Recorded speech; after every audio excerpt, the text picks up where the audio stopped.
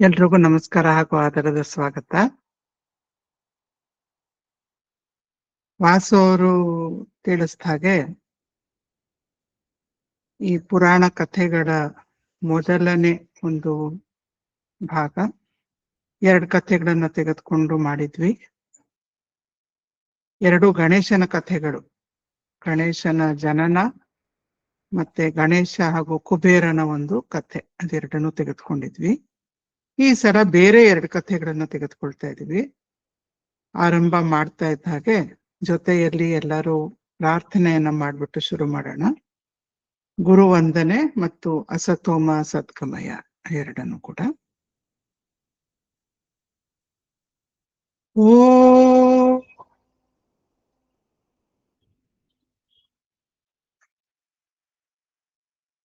ಗುರುರ್ ಬ್ರಹ್ಮ ಗುರುರ್ ವಿಷ್ಣು ಗುರುರ್ದೇವೋ ಮಹೇಶ್ವರಃ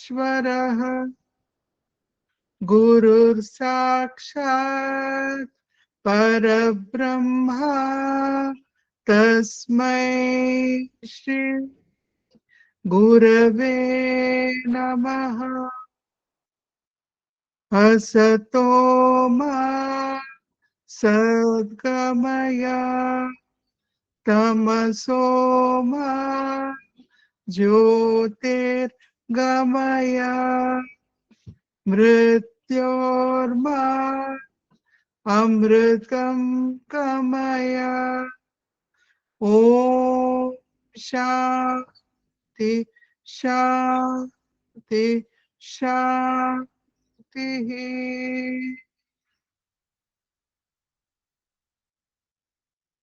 ಎಲ್ಲ ಗುರು ಮಹಾತ್ಮರ ಚರಣಗಳಿಗೂ ಹಾಗೂ ನನ್ನ ಸದ್ಗುರುಗಳಾದಂಥ ಶ್ರೀ ನರಸಿಂಹ ಪ್ರಭುಜಿಯವರ ಪಾದಗಳಿಗೂ ನನ್ನ ಪ್ರಣಾಮಗಳನ್ನ ಅರ್ಪಿಸ್ತಾ, ಅವರ ಕೃಪೆ ನಮ್ಮೆಲ್ಲರನ್ನು ಆತ್ಮನಿಷ್ಠರಾಗಿ ಮಾಡಲಿ ಅಂತ ಪ್ರಾರ್ಥಿಸೋಣ. ಓಂ ಸದ್ಗುರುದೇವಾಯ ನಮಃ.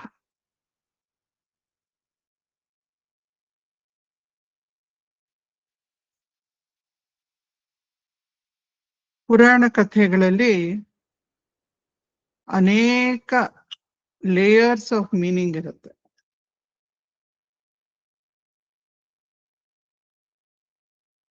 ಹೇಗೆ ನಾನು ಹೋದ್ಸಲ ಎಕ್ಸಾಂಪಲ್ ಕೊಟ್ಟಿದ್ದೆ, ಈರುಳ್ಳಿ ಒಂದು ಪದ್ರ ಪದ್ರ ಪದ್ರ ಇರುತ್ತೆ. ಒಂದು ಈರುಳ್ಳಿ ಬಿಡಿಸ್ಬೇಕು ಅಂದ್ರೆ peeling an onion, after the outer peel ಒಳಗಡೆ ಎಷ್ಟೊಂದು ಪದ್ರಗಳು ತೆಗಿತಾ ತೆಗಿತಾ ತೆಗಿತಾ ಹೋಗ್ಬೋದು.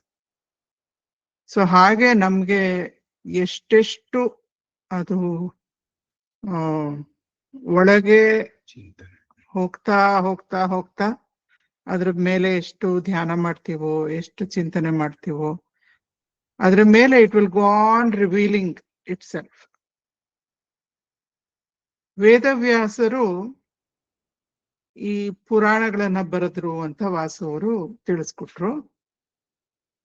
ಅವರೇ ಕೂಡ ಗುರುಕುಲ ಸಿಸ್ಟಮ್ ಅನ್ನ, ವೆರಿ ಕೋಡಿಫೈಡ್ ಸಿಲೆಬಸ್, ಹೇಗ್ ನಡಿಬೇಕು ಗುರುಕುಲಗಳು, ಅದನ್ನೆಲ್ಲ ಸೆಟಪ್ ಮಾಡಿದ್ರು. ಅದನ್ನ ಸೆಟಪ್ ಮಾಡಿದಾಗ ಅವ್ರಿಗೆ ದಿವ್ಯ ದೃಷ್ಟಿ ಇದ್ದಿದ್ರಿಂದ ಗೊತ್ತಿತ್ತು ಅವ್ರಿಗೆ, ಮುಂದೆ ಬರ್ತಾ ಬರ್ತಾ ಹಲವಾರು ಶತಮಾನಗಳು ಆದ್ಮೇಲೆ ಬೇಕಾದಷ್ಟು ಜನ ಇನ್ವೇಡರ್ಸ್ ಬರ್ತಾರೆ, ಭಾರತ ದೇಶನ ಅಟ್ಯಾಕ್ ಮಾಡೋರು, ಭಾರತ ದೇಶವನ್ನ ಆಕ್ರಮಿಸ್ಕೊಳ್ಳೋರು, ಇಲ್ಲಿ ಸಂಸ್ಕೃತಿಯನ್ನ ತುಳಿದು ಹಾಕೋರು, ಆ ರೀತಿ ಬರ್ಬೋದು ಬೇಕಾದಷ್ಟು ಜನ. ಹಾಗೆ ಬಂದಾಗ ನಮ್ಮ ಗುರುಕುಲ ಒಂದು ಪದ್ಧತಿ ಅದು ಉಳಿಯತ್ತೋ ಉಳಿಯಲ್ವೋ ಹೇಳಕ್ಕಾಗಲ್ಲ. ಆದ್ರಿಂದ ಒಂದು ಹೋಮ್ ಸ್ಕೂಲಿಂಗ್ ಸಿಸ್ಟಮ್ ನಾವ್ ಅನ್ಕೊಳ್ತೀವಿ, ನಾವು we are coming up with it, V are very innovative ಅಂತ ಅನ್ಕೊಂಡಿದೀವಿ. ಬಟ್ ಆವಾಗ್ಲೇ ವೇದವ್ಯಾಸರು ಅದನ್ನ ಡಿಸೈನ್ ಮಾಡಿದ್ರು.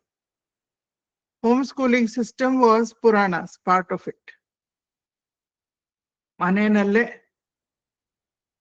ತಾಯಂದ್ರು, ತಂದೆಯರು, ಅಜ್ಜಿ ತಾತಂದ್ರು ಮಕ್ಕಳಿಗೆ ಪುರಾಣ ಕಥೆಗಳನ್ನ ಹೇಳ್ತಾ ಇದ್ರೆ ನಮ್ಮ ಕಲ್ಚರಲ್ ವ್ಯಾಲ್ಯೂಸ್, ನಮ್ಮ ಆಧ್ಯಾತ್ಮ ಸತ್ಯಗಳು ಒಳಗಡೆ ಹೋಗಿ ಬೀಜ, ಒಳಗಡೆ ನಾವೊಂದು ತೋಟದಲ್ಲಿ ಪಾತಿ ಅಗದ್ಬಿಟ್ಟು ಒಂದು ಸಣ್ಣ ಗುಂಡಿ ಒಳಗಡೆ ಒಂದು ಬೀಜವನ್ನ ಹಾಕಿ ಮಣ್ಣನ್ನ ಮುಚ್ಚಿ ನೀರನ್ನ ಹಾಕ್ತಾ ಇದ್ರೆ ಅವಾಗ ಮೊಳಕೆ ಬರುತ್ತೆ, ಗಿಡ ಆಗತ್ತೆ, ಮರ ಆಗತ್ತೆ, ಹಣ್ಣನ್ನ ಬಿಡುತ್ತೆ. ಹಾಗೆ ಈ ಸಣ್ಣ ಮಕ್ಕಳಿಗೆ ಆ ಬೀಜ ಒಳಗಡೆ ಹಾಕ್ಬಿಡೋರು ಪುರಾಣ ಕಥೆಗಳ ಮೂಲಕ. ಆಮೇಲಿಂದ ಅದು ಹಾಗೆ ಒಳಗಡೆ ಕಂಟೆಂಪ್ಲೇಟ್ ಆಗ್ತಾ ಆಗ್ತಾ ಆಗ್ತಾ ಆಗ್ತಾ ಯಾವಾಗ್ಲೋ ಒಂದ್ಸಲ ಮೊಳಕೆ ಬಂದು ಫಲ ಕೊಡೋದು. ಸೊ ಗುರುಕುಲ ಇಲ್ಲದೆ ಹೋದ್ರೂನು this system should become full proof ಅನ್ನೋ ಒಂದು ದೃಷ್ಟಿಯಿಂದ ವೇದವ್ಯಾಸರು ಈ ಒಂದು ಹೋಮ್ ಸ್ಕೂಲಿಂಗ್ ಸಿಸ್ಟಮ್ ಅನ್ನ ಕೂಡ ಸೆಟಪ್ ಮಾಡಿದ್ರು. ಸೊ ಈಗ ನಾನು ಪ್ರೆಸೆಂಟೇಶನ್ ಶೇರ್ ಮಾಡ್ತೀನಿ. ಈ ಸಲ ಯಾವ ಕಥೆಗಳನ್ನ ತೆಗೆದುಕೊಂಡಿದೀವಿ ಅಂತ ನೋಡೋದಕ್ಕೆ ಒಂದು ನಿಮಿಷ.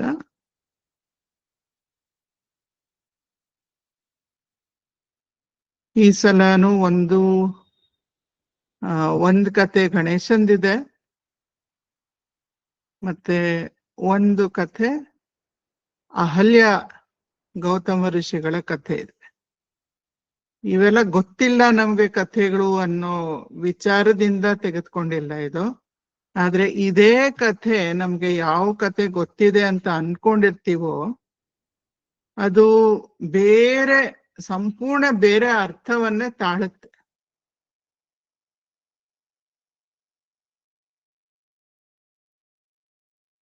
ಬರ್ತಾ ಇದೆಲ್ಲ? ಓಕೆ. ಆ ದೃಷ್ಟಿಯಿಂದ ತೆಗೆದುಕೊಂಡಿರೋದು. ಎಷ್ಟೊಂದ್ ಜನ ನಾನ್ ಚಿಕ್ಕೋಳಿರ್ಬೇಕಾದ್ರೇನೆ ನನ್ಗೆ ನಮ್ಮನೆಯಲ್ಲಿ ಇದ್ರ ಬಗ್ಗೆ ಹೇಳಿರ್ಲಿಲ್ಲ ಏನು. ಆದ್ರೆ ಅಕ್ಕಪಕ್ಕದ ಮನೆಯವರು ಎಲ್ಲರೂ ಗಣೇಶ ಹಬ್ಬ ಬಂತು ಅಂದ್ರೆ ಏನ್ ಹೇಳ್ತಿದ್ರು, ಮೇಲ್ ನೋಡ್ಬೇಡ, ಆಕಾಶ ನೋಡ್ಬೇಡ, ಆಕಾಶ ನೋಡಿದ್ರು ಚಂದ್ರನಂತೂ ನೋಡ್ಲೇಬೇಡ, ಇವತ್ ಒಂದಿನ ಮಾತ್ರ ನೋಡ್ಬೇಡ ಆಯ್ತಾ. ಯಾಕೆ ನೋಡ್ಬಾರ್ದು?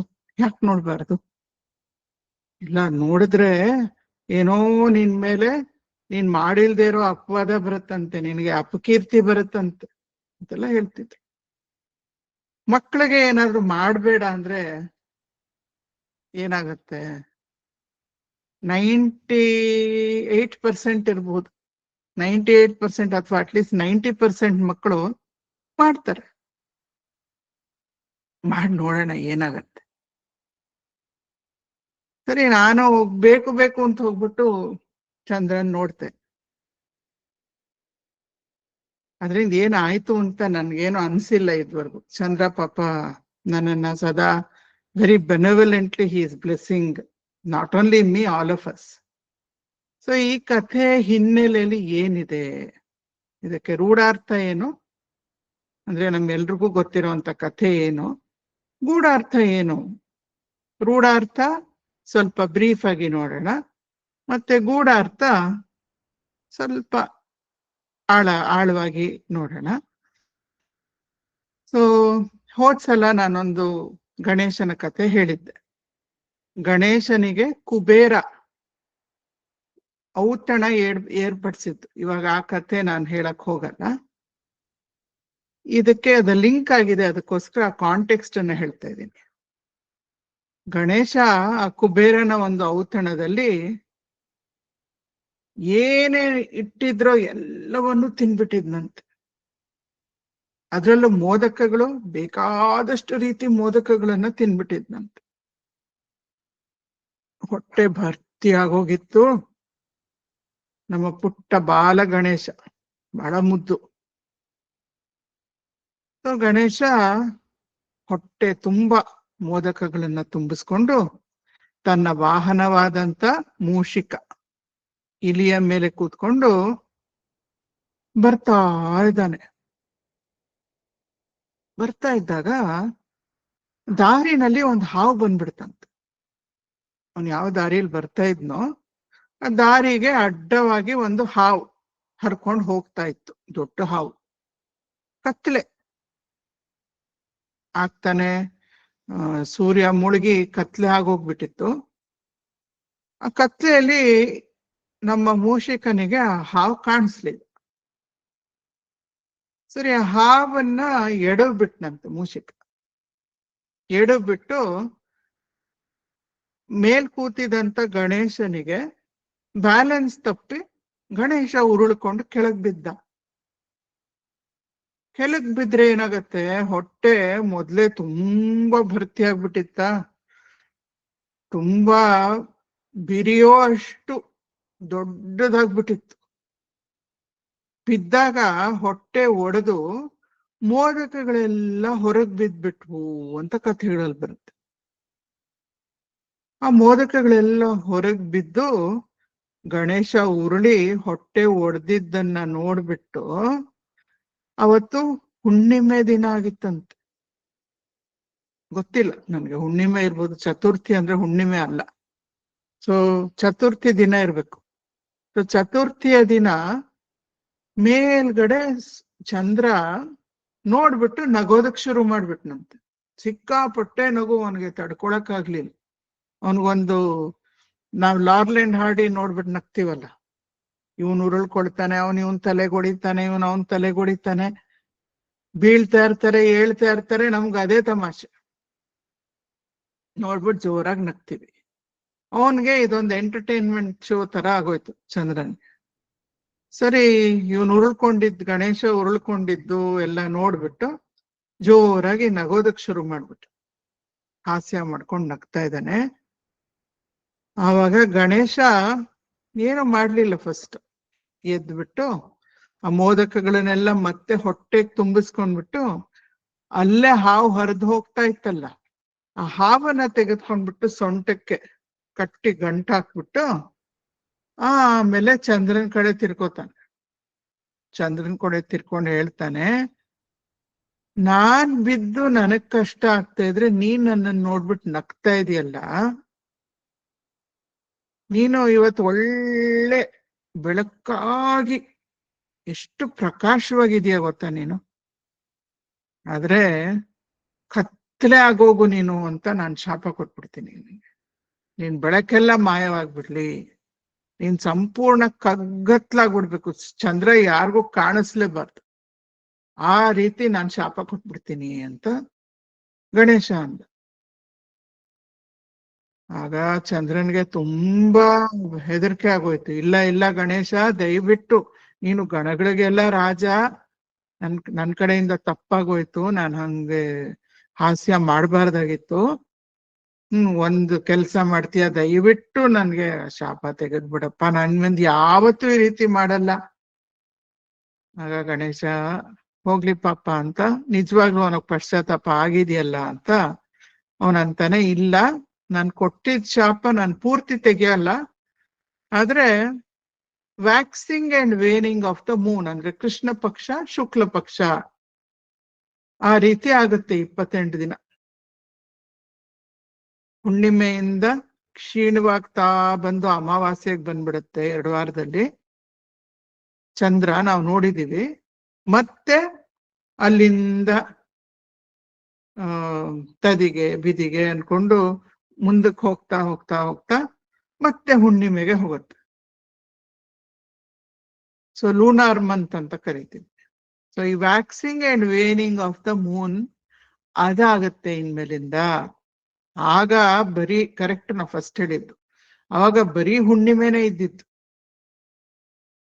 ಪ್ರತಿದಿನ ಫುಲ್ ಮೂನ್ ಕಾಣಿಸ್ತಿತ್ತು. ನಾನು ಆಸ್ಟ್ರಾನಾಮಿಕಲಿ ಕೇಳಿದ್ರೆ ನನ್ಗೆ ಎಕ್ಸ್ಪ್ಲನೇಷನ್ ಗೊತ್ತಿಲ್ಲ, ಆದ್ರೆ ಆಗಿನ ಕಾಲದಲ್ಲಿ ಫುಲ್ ಮೂನು ಯಾವಾಗ್ಲೂ ಕಾಣಿಸ್ತಿತ್ತು ಅಂತ. ಇದಾದ್ಮೇಲೆ waxing and waning of the Moon ಶುರು ಆಯ್ತು. ಮತ್ತೆ ಅದೊಂದ್ ಬೇರೆ ನಂಬಿಕೆ ಇದೆ, ಯಾರು ಚಂದ್ರನನ್ನ ಯಾರು ನೋಡ್ತಾರೋ, ನನ್ನ ಹಬ್ಬದ ದಿನ ಯಾರು ನೋಡ್ತಾರೋ ಅವರಿಗೆ ಅಪಕೀರ್ತಿ ಬರುತ್ತೆ, ಅವ್ರು ಮಾಡಿಲ್ದೇ ಇರೋ ಕೆಲ್ಸಕ್ಕೆ ದೇ ವಿಲ್ ಬಿ ಬ್ಲೇಮ್ಡ್ ಅನ್ನೋ ಒಂದು ಅಟ್ಯಾಚ್ಮೆಂಟ್ ಕೂಡ ಇದೆ. ಸೊ ಇದರ ಗೂಢಾರ್ಥ ಏನಿರ್ಬೋದು? ರೂಢಾರ್ಥ ಒಂದು ಅದು ನಡೀತು ಭೌತಿಕವಾಗಿ, ಇದು ಐತಿಹಾಸಿಕವಾಗಿ ನಡೀತು ಅಂತ ನಾವೇನಾದ್ರೂ ಒಂದ್ ಕತೆ ತೆಗೆದುಕೊಂಡ್ರೆ ಅದು ಆದಿ ಭೌತಿಕ ಆಗತ್ತೆ.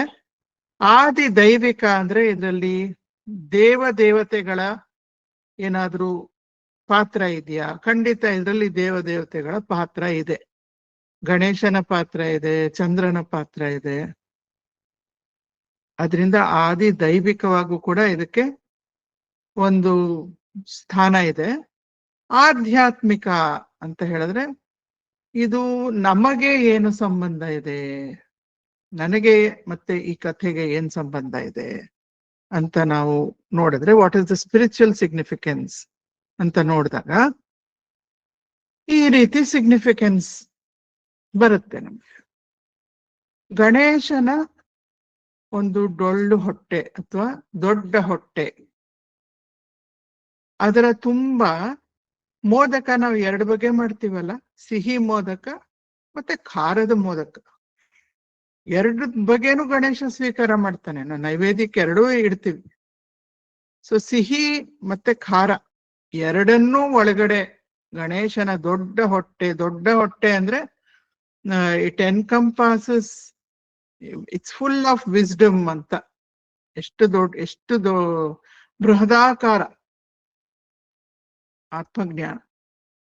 ಸೊ ಅದ್ರೊಳಗಡೆ ಇದು ಈ ಹೊಟ್ಟೆ ಒಳಗಡೆ ಆಗ್ಲೇ ಅವನ ದೇವ ಅಂತ ಹೋದ್ಸಲ ನಾನು ಹೇಳಿದ್ದೆ, ಜೀವಕ್ಕೂ ದೇವನಿಗೂ ಮೇನ್ ಡಿಫರೆನ್ಸ್ ಇರೋದೇನು ಅಂದ್ರೆ, ಜೀವ ತನ್ನ ಸ್ವಂತ ವಿಚಾರ ಮತ್ತೆ ತನ್ನ ಕುಟುಂಬ, ತನ್ನ ಒಂದು ವೃತ್ತಿ, ತನ್ನ ನೆರೆಹೊರೆಯವರು, ತನ್ನ ಸ್ನೇಹಿತರು, ಒಂದ್ ಸ್ಮಾಲ್ ಸರ್ಕಲ್, ಓಕೆ, ಒಂದ್ ಸ್ವಲ್ಪ 50 ಜನನ 100 ಜನನ ಅವ್ರ ಬಗ್ಗೆ ಮಾತ್ರ ಯೋಚನೆ. ಅದ್ರಲ್ಲೂ ಮೇನ್ ಚಿಂತೆ ಯಾರ ಬಗ್ಗೆ? ನನ್ನ ಬಗ್ಗೆ. ಅದಾದ್ಮೇಲೆ ಕುಟುಂಬ, ಅದಾದ್ಮೇಲೆ ಸ್ನೇಹಿತರು, ಹಂಗೆ it goes on expanding like that. So circle of concern ಅಂತ ನಾವು ಕರೆಯೋದಿದ್ರೆ, I am concerned about people, a few people other than myself.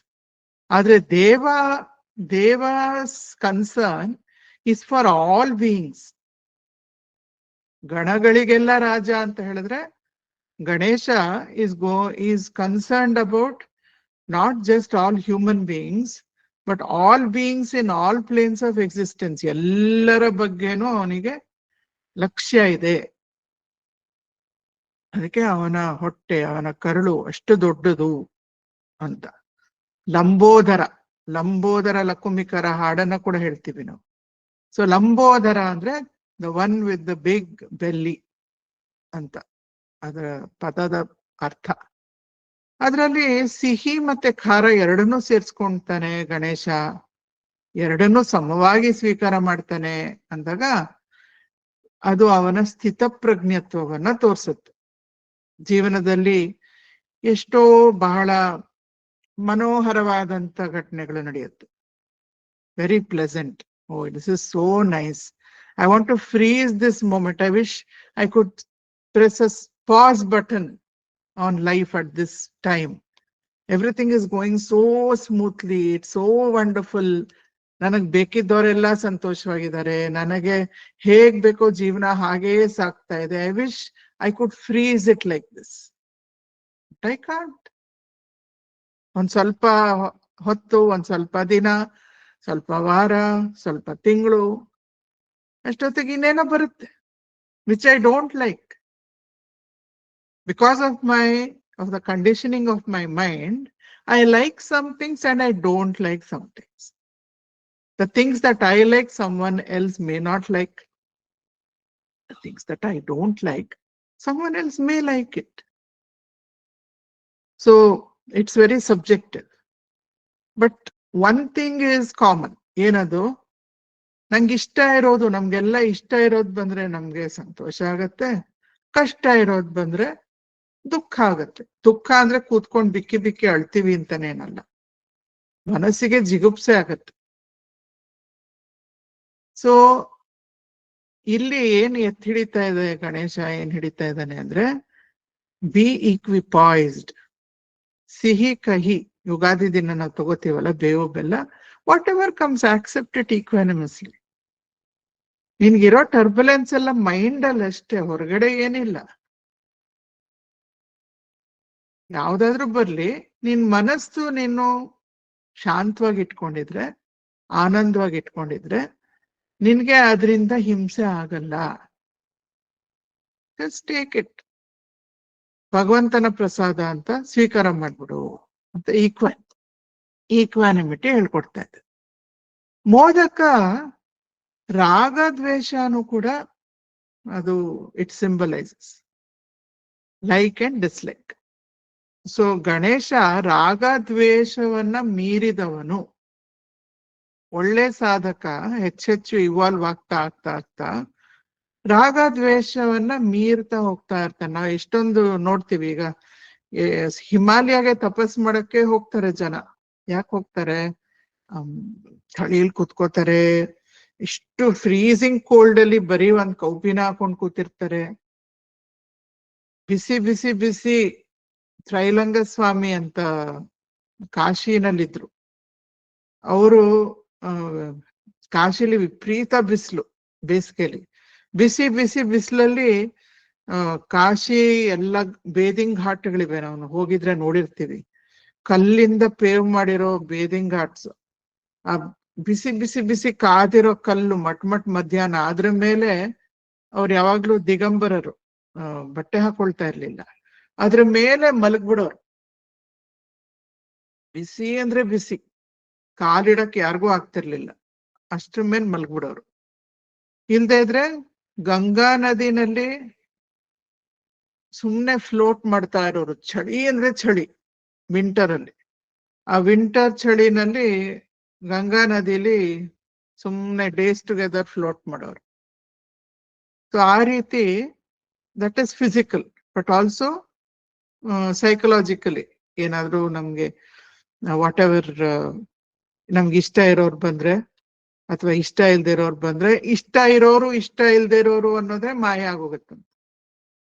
Everybody is looked upon alike. So transcending like and dislike ತರ ಅವನು ಎರಡನ್ನೂ ಒಪ್ಕೊಳ್ತಾ ಇದ್ದ. ಮೂಷಿಕ ವಾಹನ ಇಲಿ ಎಲ್ ಬೇಕೋ ಕರ್ಕೊಂಡು ಹೊರಟೋಗ್ಬಿಡುತ್ತೆ, ಅಲ್ಲಿ ಇಲ್ಲಿ ಇಲ್ಲಿ ಎಲ್ಲ ಬಿಲ ಮಾಡ್ಕೊಂಡು ಎಲ್ಲೆಲ್ ಬೇಕೋ ಹೋಗುತ್ತೆ. ಸೊ ಮೂಷಿಕ ಅಂತಂದ್ರೆ it represents will power, which is another facet of will power is desire. So ಇಲಿ ಮೇಲೆ ಕೂತ್ಕೊಂಡು ಸವಾರಿ ಮಾಡೋದು ಅಂದ್ರೆ ಕಂಪ್ಲೀಟ್ ಕಂಟ್ರೋಲ್ ಓವರ್ ಡಿಸೈರ್. ಸುಮ್ನೆ ಅದು ಇದು ಎಲ್ಲ ಆಸೆ ಪಡಲ್ಲ, ಲೋಕಹಿತ ಸಾತ್ವಿಕವಾದಂತ ಆಸೆಗಳು ಮಾತ್ರ, ಯಾವುದು ಎಲ್ಲರಿಗೂ ಹಿತವನ್ನ ತರುತ್ತೋ ಅದು. ಹಾವು ಅಡ್ಡ ಬಂತು. ಹಾವು ವೇದಾಂತದಲ್ಲಿ ಅಹಂಕಾರದ ಒಂದು ಚಿಹ್ನೆ, ಮತ್ತೆ ಕೆಲವು ಸಲ ಅದು ಕಾಲದ ಒಂದು ಚಿಹ್ನೆ, ಟೈಮ್.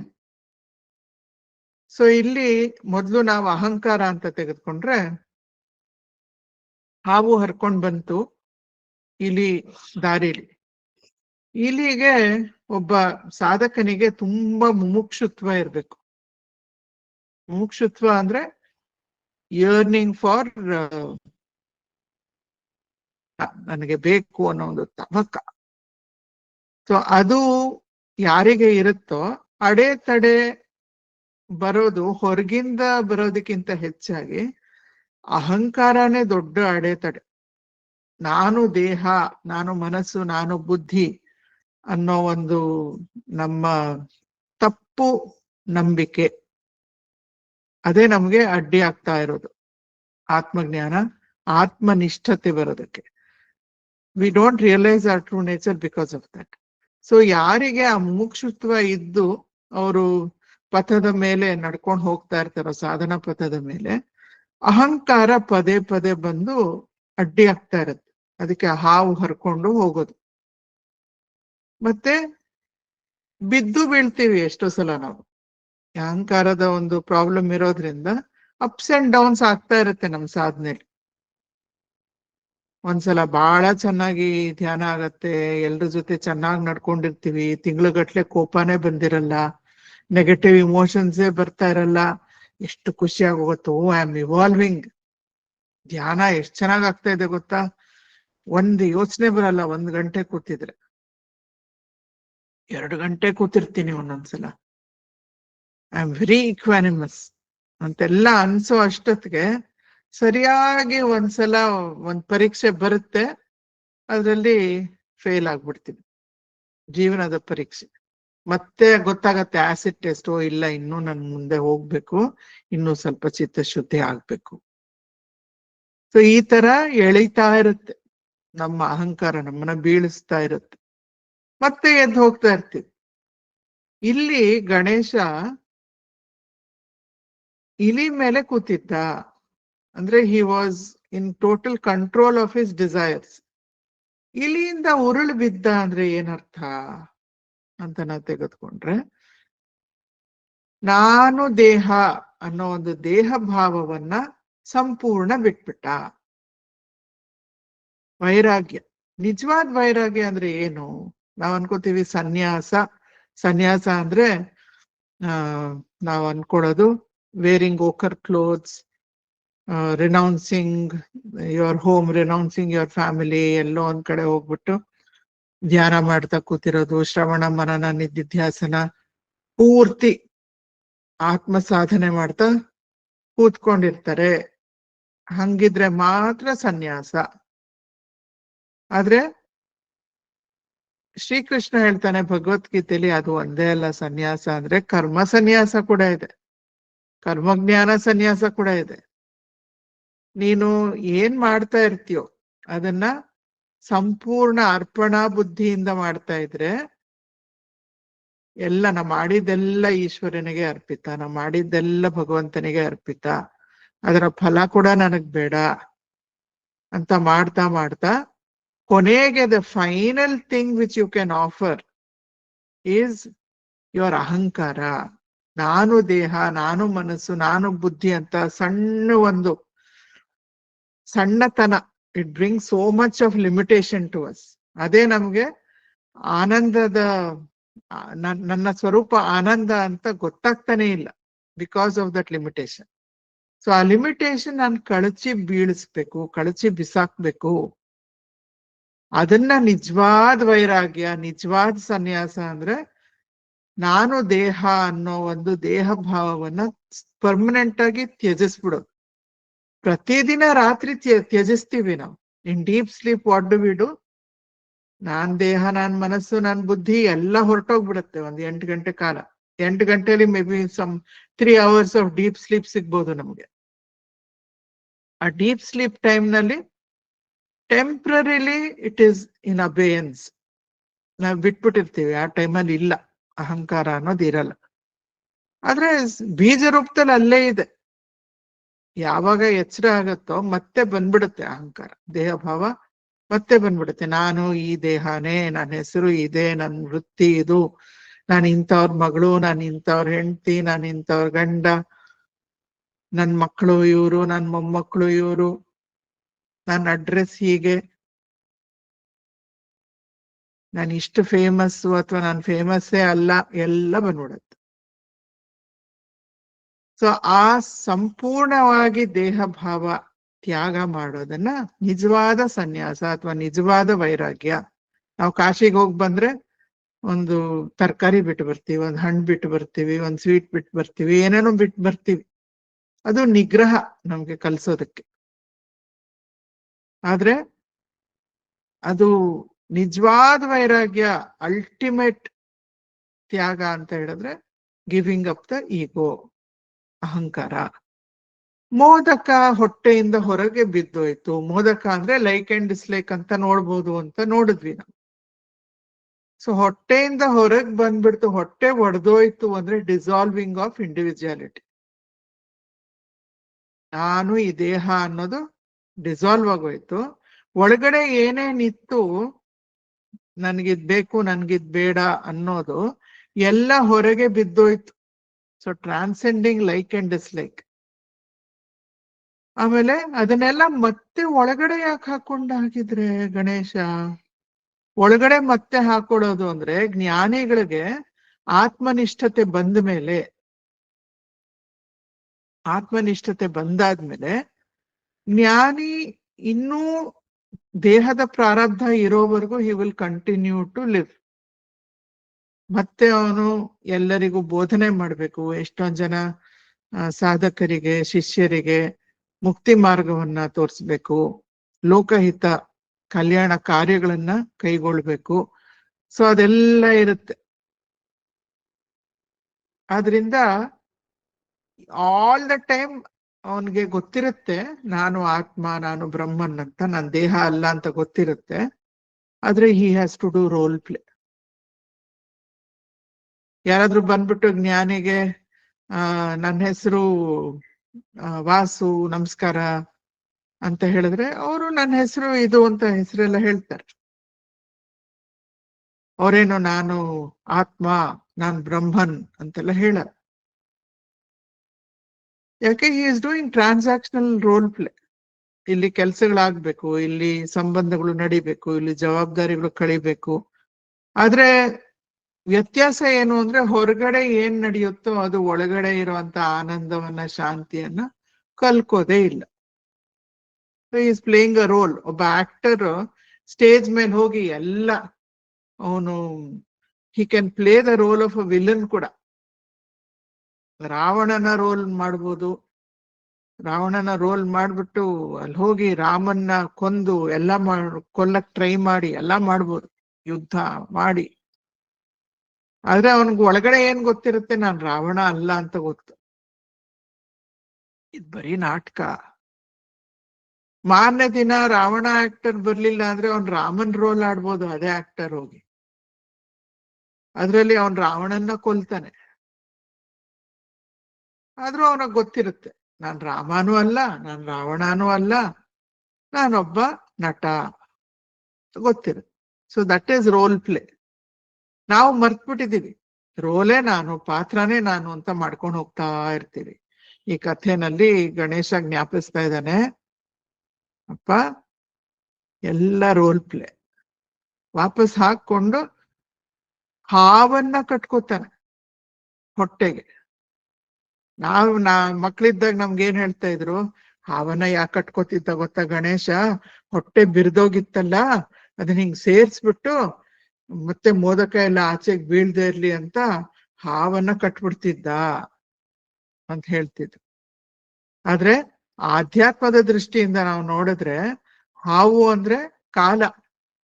ಕಾಲವನ್ನ ಕಟ್ಕೊಳ್ತಾ ಇದ್ದ ಹೊಟ್ಟೆಗೆ ಅಂತ ಹೇಳಿದ್ರೆ he is eternal, he is established in his eternal nature. ಆತ್ಮಕ್ಕೆ ಹುಟ್ಟಿಲ್ಲ, ಸಾವಿಲ್ಲ, ಬದಲಾವಣೆ ಇಲ್ಲ, ಅದಕ್ಕೆ ವಯಸ್ಸಾಗೋದಿಲ್ಲ, ಅದಕ್ಕೆ ಕಾಯಿಲೆ ಬರೋದಿಲ್ಲ. ಅದು ಸದಾ ಇತ್ತು, ಸದಾ ಇದೆ, ಸದಾ ಇರುತ್ತೆ. ನಮ್ದೆಲ್ರದು ಅದೇ ಸ್ವಭಾವ. ಆದ್ರೆ ಸ್ವರೂಪ ಮರ್ತ್ ಬಿಟ್ಟಿದೀವಿ, ಅದು ಕಾಣಿಸ್ತಿಲ್ಲ ನಮ್ಗೆ. ಆದ್ರೆ ಗಣೇಶನಿಗೆ he got established there. ಅದಕ್ಕೆ ಹಾವನ್ನ ಹೊಟ್ಟೆಗೆ ಕಟ್ಟಿ ಗಂಟು ಹಾಕ್ತಾನೆ. ಮತ್ತಿನ್ನೂ ಒಂದು ಅದಕ್ಕೆ ಅರ್ಥ ನಾವು ಹುಡುಕಿದ್ರೆ, the snake also is the ego ಅಂತ ಹೇಳಿದ್ವಿ. Ego, it can denote the ego. So transactional ego ಬೇಕು. ಈಗ ನಾವು ರೋಲ್ ಪ್ಲೇ ಅಂತ ನೋಡಿದ್ವಿ. ಟ್ರಾನ್ಸಾಕ್ಷನಲ್ ಈಗೋ ಏನ್ ಮಾಡುತ್ತೆ? It will help you to transact. ಒಬ್ಬ ಜ್ಞಾನಿ ಯಾವಾಗ್ಲೂ ನಾನು ಬ್ರಹ್ಮನ್ ಅನ್ನೋ ಒಂದು ಕನ್ವಿಕ್ಷನ್ ಇಂದ ಅಲ್ಲಾಡೋದೇ ಇಲ್ಲ. ಆದ್ರೆ ಹೊರಗಡೆ ಪ್ರಪಂಚದಲ್ಲಿ ತಂದೆ ಪಾತ್ರ, ತಾಯಿ ಪಾತ್ರ ಎಲ್ಲ ಏನೇನ್ ಬೇಕು ಟ್ರಾನ್ಸಾಕ್ಷನ್ಸ್ಗೆ, ಅದಕ್ಕೆಲ್ಲ he will lend himself using the body, mind and intellect. Body, mind and intellect will not use him. So that is called a transactional ego. So ಅವನು ಹಿ ಡಾಂಟ್ ದ ಟ್ರಾನ್ಸಾಕ್ಷನಲ್ ಈಗೋ. ಮತ್ತೆ ಚಂದ್ರ ಯಾತಕ್ಕೆ ನಕ್ದ? ಚಂದ್ರ ಅಂದ್ರೆ ಏನು? ಆಲ್ಮೋಸ್ಟ್ ಎಲ್ಲಾ ಕಲ್ಚರ್ಸ್ ಅಲ್ಲೂ ಒಪ್ಕೋತಾರೆ Chandra is synonymous with human mind. It represents, is a metaphor. ಅದೊಂದು ರೂಪಕ. ಯಾವುದಕ್ಕೆ ರೂಪಕ? For the mind. ಸೊ ನಮ್ಮ ಮನಸ್ಸು, ಅದಕ್ಕೆ ಎಲ್ಲಿಂದ ಬೆಳಕು ಬರ್ತಾ ಇರೋದು? ನಮ್ಮ ದೇಹ, ಮನಸ್ಸು, ಬುದ್ಧಿ ಎಲ್ಲದಕ್ಕೂ ಎಲ್ಲಿಂದ ಬೆಳಕು ಬರ್ತಾ ಇದೆ? ಆತ್ಮನಿಂದ ಬೆಳಕು ಬರ್ತಾ ಇದೆ. ಆತ್ಮನ ಬೆಳಕು ಇಲ್ಲ ಅಂದ್ರೆ ಶಿವ ಶವ ಆಗ್ತಾನೆ ಅಂತ ಹೇಳ್ತೀವಿ ಗಾದೆ ಮಾತಲ್ಲಿ. ಸೊ ಯಾರ್ದಾದ್ರೂ ಪ್ರಾಣ ಹೋಗ್ಬಿಟ್ರೆ ಮೆದುಳು ಅಲ್ಲೇ ಇರುತ್ತೆ, ಮೆದುಳು ಕೆಲಸ ಮಾಡೋದಿಲ್ಲ. ಕೈ, ಕಾಲು, ಕಣ್ಣು, ಮುಖ, ಇಂದ್ರಿಯಗಳು ಎಲ್ಲ ಇರುತ್ತೆ, ಯಾವುದು ಕೆಲಸ ಮಾಡೋದಿಲ್ಲ. ಯಾಕೆ ಅಂದ್ರೆ that light has been withdrawn. Withdrawn ಅಂದ್ರೆ it is no longer going to behave like a human body. It will disintegrate and go back into the elements. So ಚಂದ್ರ ನಮ್ಮ ಮನಸ್ಸನ್ನ ರೆಪ್ರೆಸೆಂಟ್ ಮಾಡುತ್ತೆ. ಒಬ್ಬ ಅಜ್ಞಾನಿಯ ಮನಸ್ಸು ಜ್ಞಾನಿಯನ್ನ ನೋಡಿ ಎಷ್ಟೋ ಸಲ ಹಾಸ್ಯ ಮಾಡ್ಬೋದು, ರಿಡಿಕ್ಯೂಲ್ ಮಾಡ್ಬೋದು, ಜಡ್ಜ್ ಮಾಡ್ಬೋದು, ಎಲ್ಲ ನಡಿಬೋದು. ಗುರು ನಿಂದನೆ ಕೂಡ ಮಾಡ್ಬೋದು, ಜ್ಞಾನಿಯ ನಿಂದನೆ ಕೂಡ ಮಾಡ್ಬೋದು. ಸೊ ರಮಣರ ಒಂದು ಅವರ ಜೀವನದ ಎಕ್ಸಾಂಪಲ್ ತೆಗೆದುಕೊಂಡ್ರೆ, ಎಷ್ಟೊಂದು ಜನ ರಮಣರ ಹತ್ರ ಬರ್ತಿದ್ರು. ಅವ್ರ ಬಗ್ಗೆ ಬರ್ತಾ ಬರ್ತಾ ತುಂಬಾ ಎಲ್ಲ ಕಡೆ ಹರಡಕ್ಕೆ ಶುರು ಆಯ್ತು. ಇಂಥ ಒಬ್ರು ಮಹರ್ಷಿಗಳಿದ್ದಾರೆ, ಹೆಚ್ಚು ಮಾತಾಡೋದಿಲ್ಲ, ಕೌಪೀನಧಾರಿ, ತಿರುವಣ್ಣಾಮಲೈಯಲ್ಲಿದ್ದಾರೆ ಅಂತ ಎಲ್ರಿಗೂ ಗೊತ್ತಾಗ್ತಾ ಹೆಚ್ಚು ಹೆಚ್ಚು ಮಂದಿ ಬರೋದಕ್ಕೆ ಶುರು ಮಾಡಿದ್ರು. ಕೆಲವರಿಗೆ ಬಂದ ಕೂಡಲೇ ರಮಣರಲ್ಲಿ ಏನೋ ಒಂದು ದಿವ್ಯ ಸ್ವರೂಪ, ಇವರಿಂದ ಎಷ್ಟು ಶಾಂತಿ ಬರ್ತಾ ಇದೆ, ಇವ್ರು ಮೌನವಾಗಿದ್ರೆ ನನ್ ಮನಸ್ಸು ಮೌನ ಆಗ್ತಾ ಇದೆ, ಇವರೇ ನನ್ ಗುರುಗಳು ಅನ್ನೋ ಒಂದು ಅನುಭವ, ಆ ಒಂದು ಕನ್ವಿಕ್ಷನ್ ಎಷ್ಟೋ ಜನಕ್ಕೆ ಬಂದ್ರೆ, ಇನ್ನು ಬೇಕಾದಷ್ಟು ಜನರಿಗೆ ಆತರ ಏನು ಆಗ್ಲಿಲ್ಲ. ಕೆಲವರು ಅವರನ್ನ ತುಂಬಾ ಹೀಯಾಳಿಸೋರಿದ್ರು, ಕಷ್ಟ ಕೊಟ್ಟವರಿದ್ರು. ಒಬ್ರು ಬಂದು ಅವ್ರ ಮುಖದ ಮೇಲೆ ಉಗದ್ ಬಿಟ್ಟಿದ್ದಾರೆ. ಅವ್ರ ಮುಖಕ್ಕೆ ಉಗ್ದು, ಮುಖದ ಮೇಲೆಲ್ಲ ಎಂಜಿಲ್ ಉಗ್ದು, ಎಲ್ಲ ಬೇರೆ ತರ ಕಷ್ಟಗಳೆಲ್ಲ ಅವ್ರಿಗೆ ಕೊಟ್ಟಿದ್ದಾರೆ ಎಷ್ಟೋ ಜನ. ಯಾಕೆ? ಅವ್ರಿಗೆ ಅರ್ಥ ಆಗ್ಲಿಲ್ಲ ಇವ್ರ ಜ್ಞಾನಿಗಳು ಅಂತ. ಇದು ಎಲ್ಲ ಜ್ಞಾನಿಗಳ ಜೀವನದಲ್ಲೂ ನಾವು ನೋಡ್ಬೋದು, ಈ ತರ ಕಷ್ಟ ಕೊಡೋರು ಇರ್ತಾರೆ. ಅದಕ್ಕೆ ಇವರು ರಾಘವೇಂದ್ರ ಸ್ವಾಮಿ ಅವರ, ನಾವು ಹೋಗ್ತೀವಿ ಅಲ್ಲಿ ಮಂತ್ರಾಲಯಕ್ಕೆ ಹೋಗ್ತೀವಿ, ಬೃಂದಾವನಕ್ಕೆ. ಅವ್ರು ಏನ್ ಹೇಳಿದ್ದಾರೆ, 900 ವರ್ಷ ಇಲ್ಲಿಗೆ ಯಾರು ಬರ್ತಾರೋ ಅಲ್ಲಿವರೆಗೂ ಜ್ಞಾನಿಗೆ ಪುಣ್ಯ ಪಾಪ, ಅವರು ಆತ್ಮನಿಷ್ಠತೆ ಬರೋದಕ್ಕಿಂತ ಮುಂಚೆ, ಆತ್ಮಜ್ಞಾನಿ ಆಗೋದಕ್ಕಿಂತ ಮುಂಚೆ ಅವ್ರು ಏನೇನೆಲ್ಲ ಆಕ್ಷನ್ಸ್ ಮಾಡಿರ್ತಾರೆ, ಕಾರ್ಯಗಳು ಮಾಡಿರ್ತಾರೆ, ಅದರ ಕರ್ಮಫಲ ಯಾವ್ದ್ಯಾವ್ದಿರುತ್ತೋ ಅದು ಜ್ಞಾನಿಯ ಅಕೌಂಟಿಂದ ಈಶ್ವರ ತೆಗೆದು ಬಿಡ್ತಾನೆ.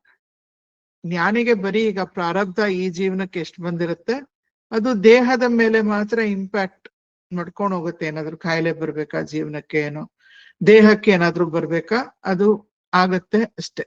ಜ್ಞಾನಿ ಮನಸ್ಸು ಬದಲಾಗೋದೇ ಇಲ್ಲ, ಜ್ಞಾನಿಯ ಬುದ್ಧಿ ಬದಲಾಗೋದೇ ಇಲ್ಲ.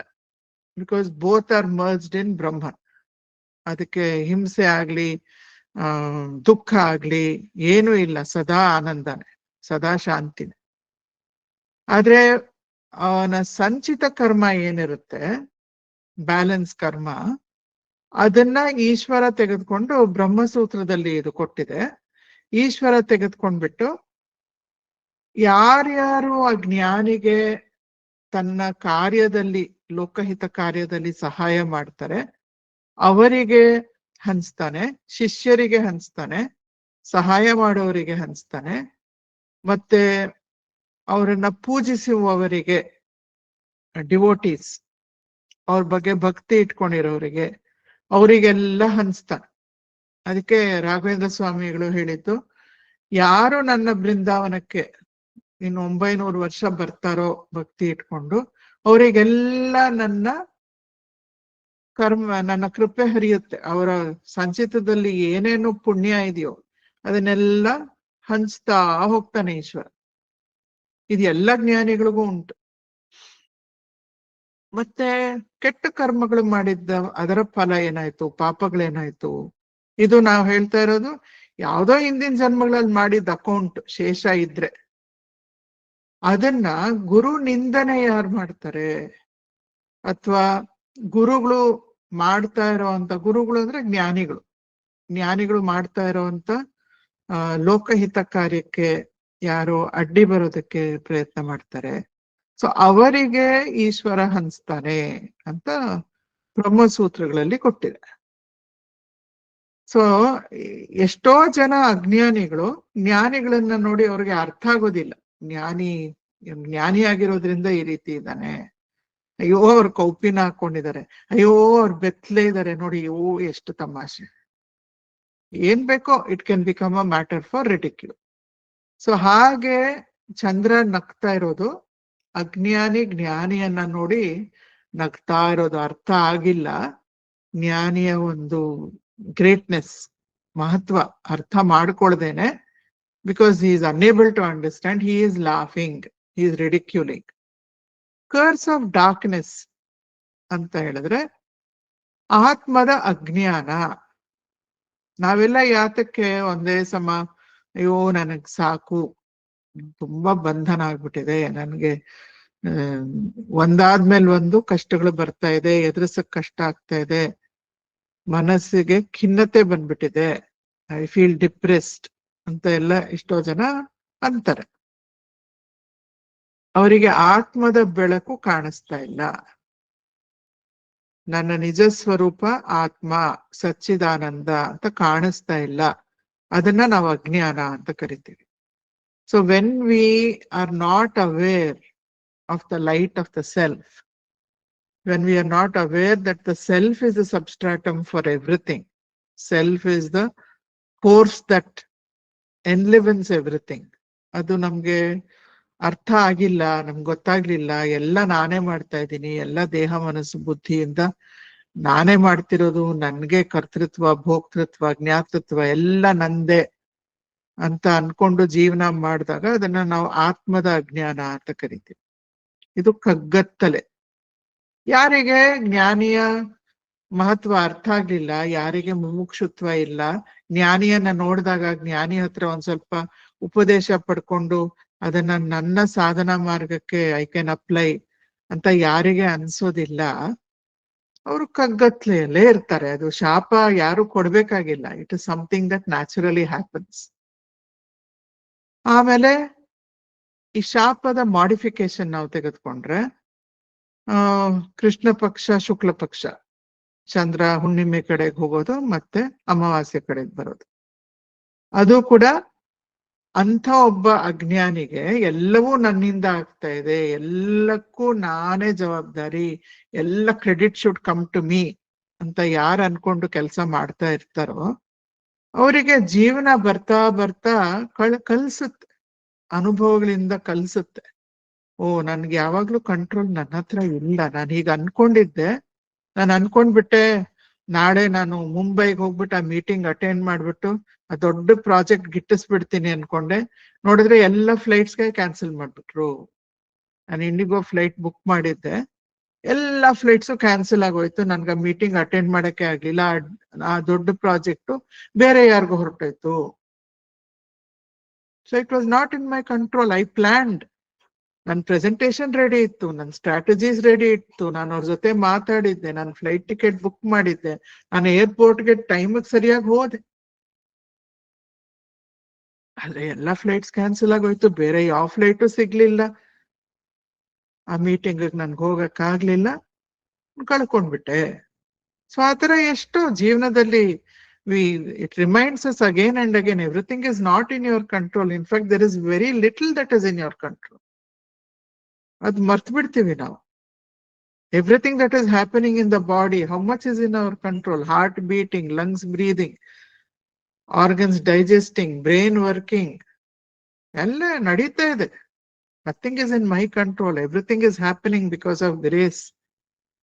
ಸೊ ಅದ್ ಮರ್ತು ಬಿಟ್ಟಿರ್ತೀವಲ್ಲ, ಜೀವನ ಏನೇನೋ ಘಟನೆಗಳನ್ನ ತಂದು ತಂದು ನೆನಪು ಮಾಡುತ್ತೆ ನಮ್ಗೆ. ಸೊ ಆ ನೆನಪು ಮಾಡಿದಾಗ ಏನಾಗತ್ತೆ, ನಮ್ಮಿಂದ ಸ್ವಲ್ಪ we start leaning towards the light. ಭಗವಂತನ ಕಡೆ ಭಕ್ತಿ, ಶರಣಾಗತಿ, ಓ, ಎಲ್ಲವೂ ಈಶ್ವರನ ಕೃಪೆಯಿಂದ ಆಗ್ತಾ ಇದೆ ಅಂತ ಸ್ವಲ್ಪ ಸ್ವಲ್ಪ ಅರ್ಥ ಆಗಕ್ ಶುರು ಆಗುತ್ತೆ. ಅದು ವ್ಯಾಕ್ಸಿಂಗ್ ಅಂಡ್ ವೇನಿಂಗ್. ಅದರಿಂದ ವೆನ್ ವಿ ರಿಮೆಂಬರ್, ತುಂಬಾ ಚೆನ್ನಾಗಿ ನೆನಪಿದ್ದಾಗ, ನಮ್ಮಲ್ಲಿ ತುಂಬಾ ಭಕ್ತಿ ಇದ್ದಾಗ, ತುಂಬಾ ಶಾಂತಿ ಇದ್ದಾಗ, ತುಂಬಾ ಶರಣಾಗತಿ ಇದ್ದಾಗ, we are very good reflectors of the light. ಮರ್ತಾಗ ಮತ್ತೆ ಡಾರ್ಕ್ನೆಸ್ ಬರುತ್ತೆ, ಟೆಂಪ್ರರಿ ಆಗಿ ಬರುತ್ತೆ, ಹೋಗುತ್ತೆ. ಲೈಟ್ ಯಾವಾಗ್ಲೂ ಇರುತ್ತೆ, ಆದ್ರೆ the shade of the ego of doership, enjoyership, knowership, ಅದು ಒಂದು ಹಿಂಗ್ ಬಂದ್ಬಿಟ್ಟು ಮಧ್ಯ ಮಧ್ಯ it will keep eclipsing that light of the self. Then doership ಹೋಗ್ತಾ ಹೋಗ್ತಾ ಹೋಗ್ತಾ again the light of the self will start streaming out. So this is how a human mind behaves until we realize that everything, there is no individuality, there is no individual self, there is only the Paramatma matra irodu. Jeevatma Paramatma ಐಕ್ಯ. ಐಕ್ಯತ್ವವನ್ನ ಅರ್ಥ ಮಾಡ್ಕೊಂಡು when we get established in the self, ಆವಾಗ we realize that this is what matters. To be aligned to divinity, to be aligned to the self, to get established in my true nature is what matters ಅಂತ ನಮ್ಗೆ ಅರ್ಥ ಆಗತ್ತೆ. ಇದರಲ್ಲಿ ಭಗವದ್ಗೀತೆಯಲ್ಲಿ 2 ಶ್ಲೋಕ ಹೇಳಿರೋದು, it actually aligns well with the ಗೂಢಾರ್ಥ of the story. ಇದರಲ್ಲಿ ಅರ್ಜುನ ಉವಾಚ ಸ್ಥಿತ ಪ್ರಜ್ಞಸ್ಯ ಕಾ ಭಾಷಾ ಸಮಾಧಿಸ್ಥಸ್ಯ ಕೇಶವ ಸ್ಥಿತಧಿ ಕಿಂ ಪ್ರಭಾಷೇತ ಕಿಂ ಆಸೀತ ವ್ರಜೇತ ಕಿಂ. 2ನೇ ಚಾಪ್ಟರು 54ನೇ ಶ್ಲೋಕ. ಅರ್ಜುನ ಉವಾಚ, ಅರ್ಜುನ ಹೇಳ್ದ, ಕೇಶವ, ಸ್ಥಿತ ಪ್ರಜ್ಞಸ್ಯ ಕಾ ಭಾಷಾ ಸಮಾಧಿಸ್ಥಸ್ಯ, ಯಾರು ಆತ್ಮದಲ್ಲೇ ಎಸ್ಟಾಬ್ಲಿಷ್ ಆಗಿರ್ತಾನೋ, ಸಹಜ ಸಮಾಧಿಯಲ್ಲಿ ಇರ್ತಾನೋ, ಅವನ ಸ್ವಭಾವ ಹೇಗಿರುತ್ತೆ ಅಂತ ಕೇಳ್ತಾ ಇದ್ದಾನೆ. ಸ್ಥಿತಧಿ ಕಿಂ ಪ್ರಭಾಷೇತ, ಅವನ್ ಕಿಂ ಆಸೀತ ವ್ರಜೇತ ಕಿಂ, ಅವನು ಹೇಗ್ ಮಾತಾಡ್ತಾನೆ, ಕಾ ಭಾಷಾ, ಯಾವ ತರ ಮಾತಾಡ್ತಾನ ಅವನು, ಯಾವ ತರ ಕೂತ್ಕೋತಾನೆ ಅವನು, ಹೇಗೆ ನಡೀತಾನೆ ಅವನು, what is the nature of a ಜ್ಞಾನಿ ಅಂತ ಕೇಳ್ತಾ ಇದ್ದಾನೆ. ಅರ್ಜುನ ಕೃಷ್ಣನನ್ನ ಕೇಳ್ತಿದ್ದಾನೆ. ಆಗ ಬೇಕಾದಷ್ಟು ಶ್ಲೋಕಗಳು ಬರುತ್ತೆ, ಸ್ಥಿತಪ್ರಜ್ಞೆ ಲಕ್ಷಣಗಳು ನಿಮ್ಗೆಲ್ಲ ಗೊತ್ತಿರುತ್ತೆ. ನಾನು ಒಂದು ಮಾತ್ರ ಆರಿಸ್ಕೊಂಡಿದ್ದೀನಿ. ಅದರಲ್ಲಿ ಒಂದು ಶ್ಲೋಕದಲ್ಲಿ, 57ನೇ ಶ್ಲೋಕದಲ್ಲಿ ಕೃಷ್ಣ ಹೇಳ್ತಾನೆ ಅರ್ಜುನನಿಗೆ, ಯ ಸರ್ವತ್ರ ಅಭಿಸ್ನೇಹ ತತ್ತತ್ ಪ್ರಾಪ್ಯ ಶುಭಾಶುಭಂ ನ ಅಭಿನಂದತಿ ನ ದ್ವೇಷ್ಟಿ ತಸ್ಯ ಪ್ರಜ್ಞಾ ಪ್ರತಿಷ್ಠಿತ. ಸರ್ವತ್ರ, ಎಲ್ಲರ, ಅಂಡರ್ ಆಲ್ ಕಂಡೀಷನ್ಸ್, ಅನಭಿಸ್ನೇಹ, ಅವನಿಗೆ ಯಾವ ತರದ ಅಟ್ಯಾಚ್ಮೆಂಟ್ ಇಲ್ಲ, ಮೋಹ ಇಲ್ಲ. ಇವ್ರ ಮುಖ್ಯ ಅವ್ರ ಮುಖ್ಯ ಅಲ್ಲ. ದೇವ ಅಂದ್ರೆ ಹೇಗಿರ್ಬೇಕು, ಜ್ಞಾನಿ ಅಂದ್ರೆ ಹೇಗಿರ್ಬೇಕು, ಎಲ್ಲರ ಕಡೆ ಅದೇ ಪ್ರೀತಿ ಇರುತ್ತೆ ಅವನಿಗೆ. ಸೊ ಅವನಿಗೆ ಯಾವುದು, no bias is there, no attachment is there towards any one thing. ಯಾವ್ದು ಕಳ್ಕೊಂಡ್ರು ಕಷ್ಟ ಇಲ್ಲ, ಯಾರ ಬಗ್ಗೆನೂ ದ್ವೇಷ ಇಲ್ಲ. He is neither delighted by good fortune ದ್ವೇಷ್ಟಿ ಅಭಿನಂದತಿ, ಏನಾದ್ರೂ ಒಳ್ಳೇದಾದ್ರೆ ಖುಷಿ ಆಗ್ಬಿಡೋದು, ಅಭಿನಂದತಿ. ಏನಾದ್ರೂ ಕೆಟ್ಟದಾದ್ರೆ ದ್ವೇಷ್ಟಿ, ಬೇಜಾರು ಮಾಡ್ಕೊಂಡ್ಬಿಡೋದು, ಎರಡೂ ಇಲ್ಲ. He is a sage with perfect knowledge, ಪ್ರಜ್ಞಾ ಪ್ರತಿಷ್ಠಿತ, always established in the self. So ಈ ರೀತಿ ಇರೋನು ಸ್ಥಿತಪ್ರಜ್ಞ ಅಂತ. ಸೊ ಈ ಒಂದು ಕಥೆಯಲ್ಲಿ ನಾವು ಸ್ಥಿತಪ್ರಜ್ಞತ್ವ ಅಂದ್ರೆ ಹೇಗಿರ್ಬೇಕು, ನಮ್ ಜೀವನದಲ್ಲಿ ನಾವು ಹೇಗ್ ನಡ್ಕೋಬೇಕು, ಸಾಧನೆ ಮಾರ್ಗದಲ್ಲಿ ಹೇಗಿರ್ಬೇಕು ಅಂತ ಈ ಕಥೆಯಲ್ಲಿ ನಮ್ಗೆ ಬಹಳ ಸ್ಪಷ್ಟವಾಗಿ ತೋರಿಸಿದ್ದಾರೆ. ಮತ್ತೆ ಅಹಲ್ಯೆಯ ಕಥೆ. ಈ ಕಥೆಗೆ ಹೋಗಕ್ಕಿಂತ ಮುಂಚೆ 2 ನಿಮಿಷ ಧ್ಯಾನ ಮಾಡೋಣ. ಕಣ್ಣನ್ನ ಮುಚ್ಕೊಂಡು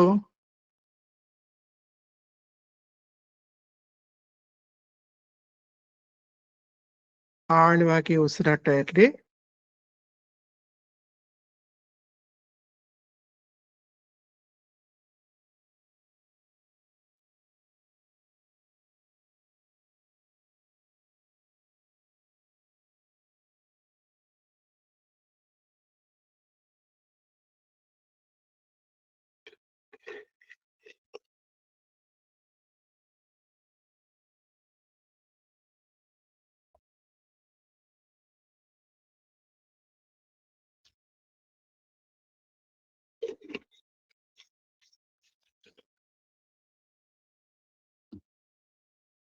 ಜೀವನದಲ್ಲಿ ಏನ್ ಬಂದ್ರು ಈಶ್ವರನ ಪ್ರಸಾದ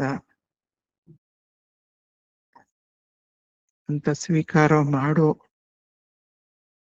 ಸಮಚಿತ್ತ ನಮ್ಮಲ್ಲಿ ಭಗವಂತನ ಕೃಪೆಯಿಂದ ಬೆಳೀಲಿ.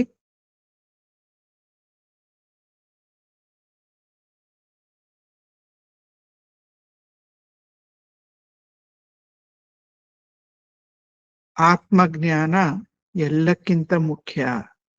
ಜೀವನದ ಎಲ್ಲಾ ಸಮಸ್ಯೆಗಳಿಗೂ ಕೂಡ ಅದು ಒಂದೇ ಶಾಶ್ವತವಾದ ಪರಿಹಾರ ಅನ್ನೋ ಅರಿವು ನನಗೆ ಬಹಳ ಆಳವಾಗಿ ಮೂಡ್ಲಿ.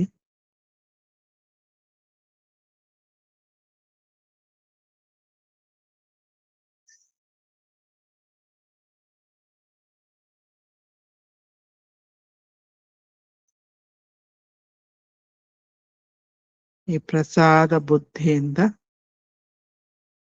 ಜ್ಞಾನಿಗಳಿಗೆ ಗೌರವ ನೀಡ್ತಾ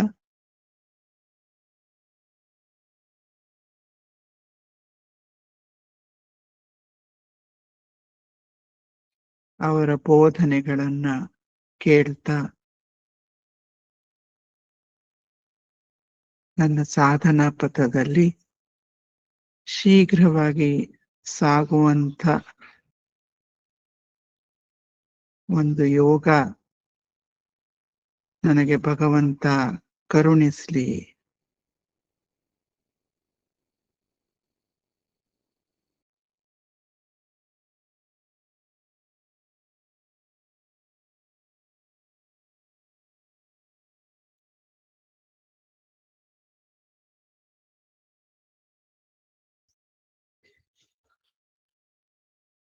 ನಿಧಾನವಾಗಿ ಕಣ್ಣನ್ನು ತೆರೆಯೋಣ. ಆದ್ರಿಂದ ಗಣೇಶ ಚತುರ್ಥಿಯ ದಿನ ಚಂದ್ರನನ್ನ ನೋಡೋದು ನನಗೆ ಕೆಡಕಾಗತ್ತೆ ಬಿಡುತ್ತೆ, ಅದು ನಂಬಿಕೆಯ ವಿಚಾರ. ಆದ್ರೆ ಚಂದ್ರನನ್ನ ನೋಡಿ ನಾವು ಇದನ್ನೂ ನೆನಪು ಮಾಡ್ಕೋಬಹುದು. ನನ್ನಲ್ಲಿ ಈ ದೇಹ ಮನಸ್ಸು ಬುದ್ಧಿಯಲ್ಲಿ ಇರುವಂತ ಬೆಳಕು ಆತ್ಮದ ಬೆಳಕು. ನನ್ನ ನಿಜವಾದ ಸ್ವರೂಪ ಆತ್ಮ ಸಚ್ಚಿದಾನಂದ. ಯಾವ ಜ್ಞಾನಿ ನನ್ನ ಜೀವನಕ್ಕೆ ಪ್ರವೇಶ ಮಾಡಿದ್ರು ಅವರಿಗೆ ಸಂಪೂರ್ಣ ಭಕ್ತಿ ಗೌರವ ನೀಡುವಂತ ವಿವೇಕ ನನ್ನಲ್ಲಿರ್ಲಿ ಅಂತ ಪ್ರಾರ್ಥನೆ ಕೂಡ ಮಾಡ್ಕೋಬಹುದು. ಅದನ್ನ ನೆನಪು ಮಾಡ್ಕೋಬಹುದು. ಈ ತತ್ವಗಳನ್ನೆಲ್ಲ ನೆನಪು ಮಾಡ್ಕೊಂಡು ನಮಗೂ ಕಲ್ಯಾಣ ಆಗತ್ತೆ, ಬೇರೆಯವ್ರಿಗೂ ಕಲ್ಯಾಣ ಆಗತ್ತೆ. ವಿವೇಕ ಅಂತ ಹೇಳಿದ ತಕ್ಷಣ ಅಹಲ್ಯೆಯ ಕಥೆ ಜ್ಞಾಪಕ ಬರುತ್ತೆ. ಅಹಲ್ಯೆಯ ಕಥೆ ಕೂಡ ಎಲ್ಲರಿಗೂ ಗೊತ್ತಿರುತ್ತೆ. ಬ್ರಹ್ಮ ಬಹಳ ಸುಂದರವಾದಂತ ಒಬ್ಬ ಹುಡುಗಿಯನ್ನ ಸೃಷ್ಟಿ ಮಾಡಿದ್ನಂತೆ. ಅತಿಯಾಗಿ ಸುಂದರ, ಎಲ್ಲ ಮಹಿಳೆಯರಿಗಿಂತ ಸುಂದರವಾಗಿದ್ಲಂತ. ಆಗ ಎಲ್ಲ ಇಂದ್ರ ಇತ್ಯಾದಿ ದೇವತೆಗಳೆಲ್ಲ ನನಗೆ ಇವಳನ್ನ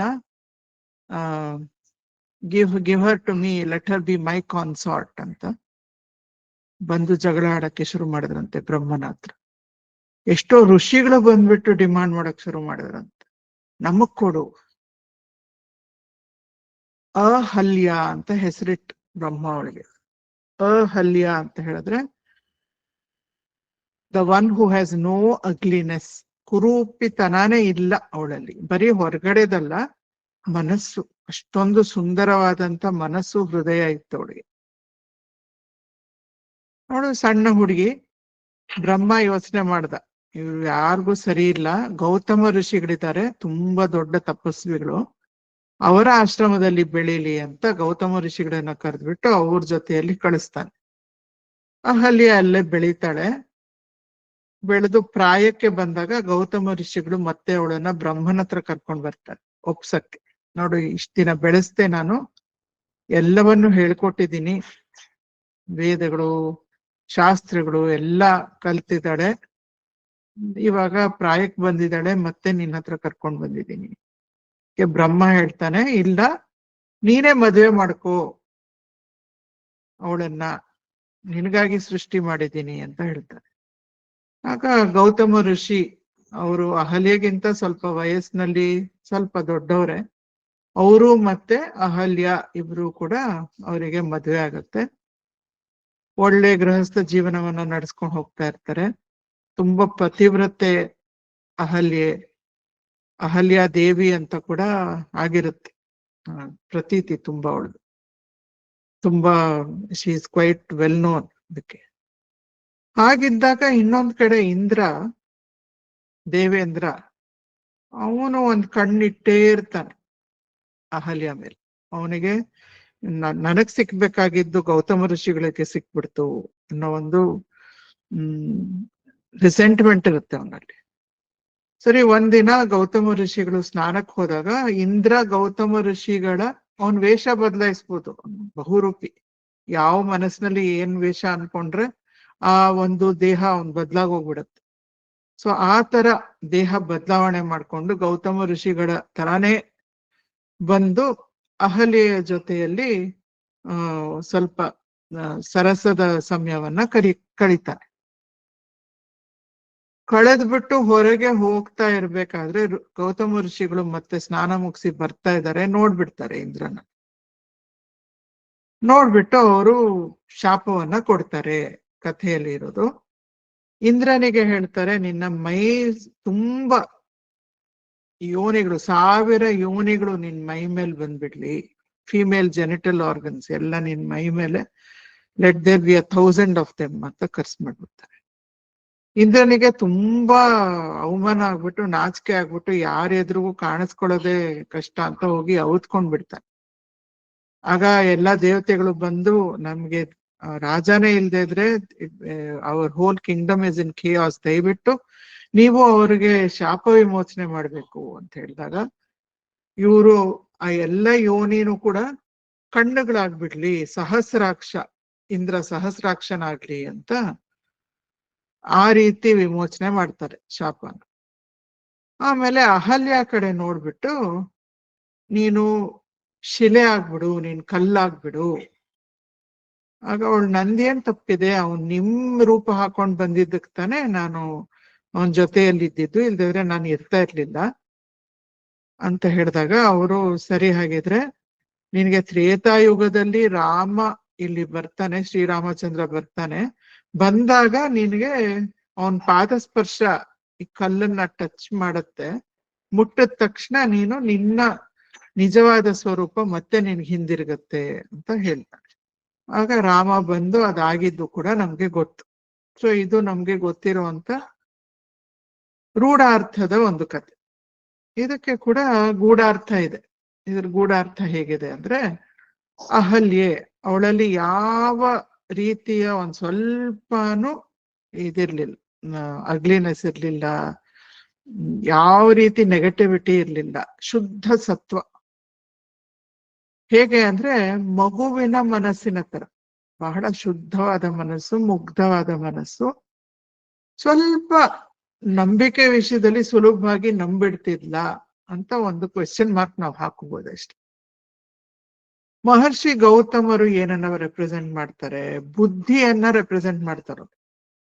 ಬುದ್ಧಿಯ ಪ್ರತೀಕ, ಬಹಳ ಚುರುಕಾದ, ಸೂಕ್ಷ್ಮವಾದ, ವಿವೇಕ ಯುಕ್ತವಾದಂತ ಬುದ್ಧಿ, ಯಾವಾಗ್ಲೂ ಧರ್ಮದ ಕಡೆ, ಯಾವಾಗ್ಲೂ ಆತ್ಮಜ್ಞಾನದ ಒಲವು ಅಂತ ಬುದ್ಧಿ. ಸಾಧಕನಿಗೆ ಹೇಗಿರ್ಬೇಕು ಬುದ್ಧಿ, ಆ ರೀತಿ ಬುದ್ಧಿ ವಿವೇಕ ಇತ್ತು, ಅದರ ಪ್ರತೀಕ ಅವರು. ಅವರಿಬ್ರಿಗೂ ಮದುವೆ ಆಗೋದು ಅಂತ ಹೇಳಿದ್ರೆ, ಮುಗ್ಧ ಮನಸ್ಸು, ಮಗುವಿನ ಮನಸ್ಸು ತುಂಬಾ ಮುಗ್ಧವಾಗಿರುತ್ತೆ. ಅದಕ್ಕೆ ಸರಿಯಾದ ಗೈಡೆನ್ಸ್ ನಾವು ಕೊಡ್ಲಿಲ್ಲ ಅಂದ್ರೆ ಮಗುವಿಗೆ, ಅದು ತಪ್ಪು ಗೈಡೆನ್ಸ್ ಆಗ್ಬಿಟ್ರೆ it will grow up in the wrong way, ನಮಗ್ ಗೊತ್ತು. ಸೊ ಮನಸ್ಸು, ನಮ್ಮ ಮನಸ್ಸು, ಅದಕ್ಕೊಂದು ವಿವೇಕ, ಅದನ್ನ ಸದಾ ಕರೆಕ್ಟ್ ಡೈರೆಕ್ಷನ್ ಅಲ್ಲಿ ಕಟ್ಕೊಂಡು ಹೋಗುವಂತ ವಿವೇಕ ಇರ್ಬೇಕು, ಅದಕ್ಕೆ ಅಲೈನ್ ಮಾಡ್ಕೊಂಡಿರ್ಬೇಕು. ವಿವೇಕ should lead the way, mind should follow. ಅದಕ್ ಬದಲು ಎಷ್ಟೋ ಸಲ ಏನಾಗತ್ತೆ, mind will lead the way and ವಿವೇಕ will follow. So that should not be the case. ಅದಕ್ಕೆ ಇಲ್ಲಿ ಮದ್ವೆ ಆಗೋದು ಅಹಲ್ಯಾಗೆ ಗೌತಮರಿಗೆ ಅಂತ ಹೇಳಿದ್ರೆ ಪ್ಯೂರ್ ಮೈಂಡ್, ಅದಕ್ಕೆ ತುಂಬಾ ಮುಮುಕ್ಷುತ್ವ ಇದೆ. ಅದನ್ನ ಈ ಆತ್ಮಜ್ಞಾನಕ್ಕೆ ಧರ್ಮಕ್ಕೆ ವಾಲಿಕೆ ಇರುವಂತ ಸೂಕ್ಷ್ಮವಾದ ವಿವೇಕ, ಹರಿತವಾದ ವಿವೇಕ, ಅದನ್ನ it is leading the way. Indra ಅಂದ್ರೆ ಸಬ್ ಕಾನ್ಶಿಯಸ್ ವಾಸನಾಸು, ಸಂಸ್ಕಾರಾಸು ಎಲ್ಲ ನಮ್ಮಲ್ಲಿ. ಸಬ್ ಕಾನ್ಶಿಯಸ್ ಮೈಂಡ್ 98% ಸಬ್ ಕಾನ್ಶಿಯಸ್ ಮೈಂಡ್, 2% ಕಾನ್ಶಿಯಸ್ ಮೈಂಡ್ ಇರ್ಬೋದು. ಸೊ ನಾವ್ ಏನೇನ್ ಮಾಡ್ತೀವೋ ಆಕ್ಚುಲ್ ಆಗಿ ಇನ್ಫ್ಲೂಯೆನ್ಸ್ ಮಾಡ್ತಾ ಇರೋದೆಲ್ಲ ಸಬ್ ಕಾನ್ಶಿಯಸ್ ಮೈಂಡ್.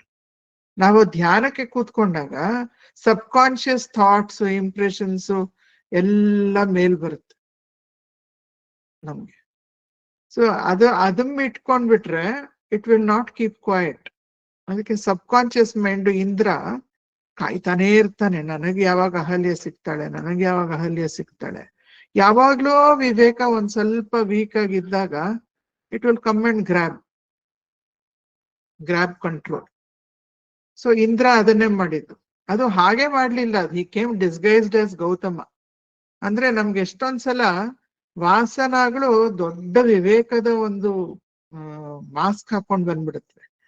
ಬೆಳಗ್ಗೆ ನಾನು ಬ್ರಹ್ಮ ಮುಹೂರ್ತಕ್ಕೆ ಎದ್ದೇಳ್ಬೇಕು, ಧ್ಯಾನ ಮಾಡ್ಬೇಕು ಅಂತ ಅಲಾರ್ಮ್ ಏನಾದ್ರು ಇಟ್ಕೊಂಡಿದ್ರೆ, 3:30-4 ಗಂಟೆಗೆ ಅಲಾರ್ಮ್ ಮಾಡಿದ್ರೆ, ಈಗ ಚಳಿ ಬೇರೆ, ಅವಾಗ ಏನನ್ನುತ್ತೆ, ನನ್ನ ಒಂದು ಮನಸ್ಸನ್ನತ್ತೆ, ಇಲ್ಲ ಇಷ್ಟ ಚಳಿಲಿ ನೀನ್ ಎದ್ಬಿಟ್ಟು ಧ್ಯಾನ ಮಾಡ್ತೀನಿ ಅಂತ ಕೂತ್ಕೊಂಡ್ರೆ ಏನೋ ಒಂದ್ ನ್ಯೂಮೋನಿಯಾ ಬಂದ್ಬಿಟ್ರೆ ಏನ್ ಮಾಡ್ತೀಯ?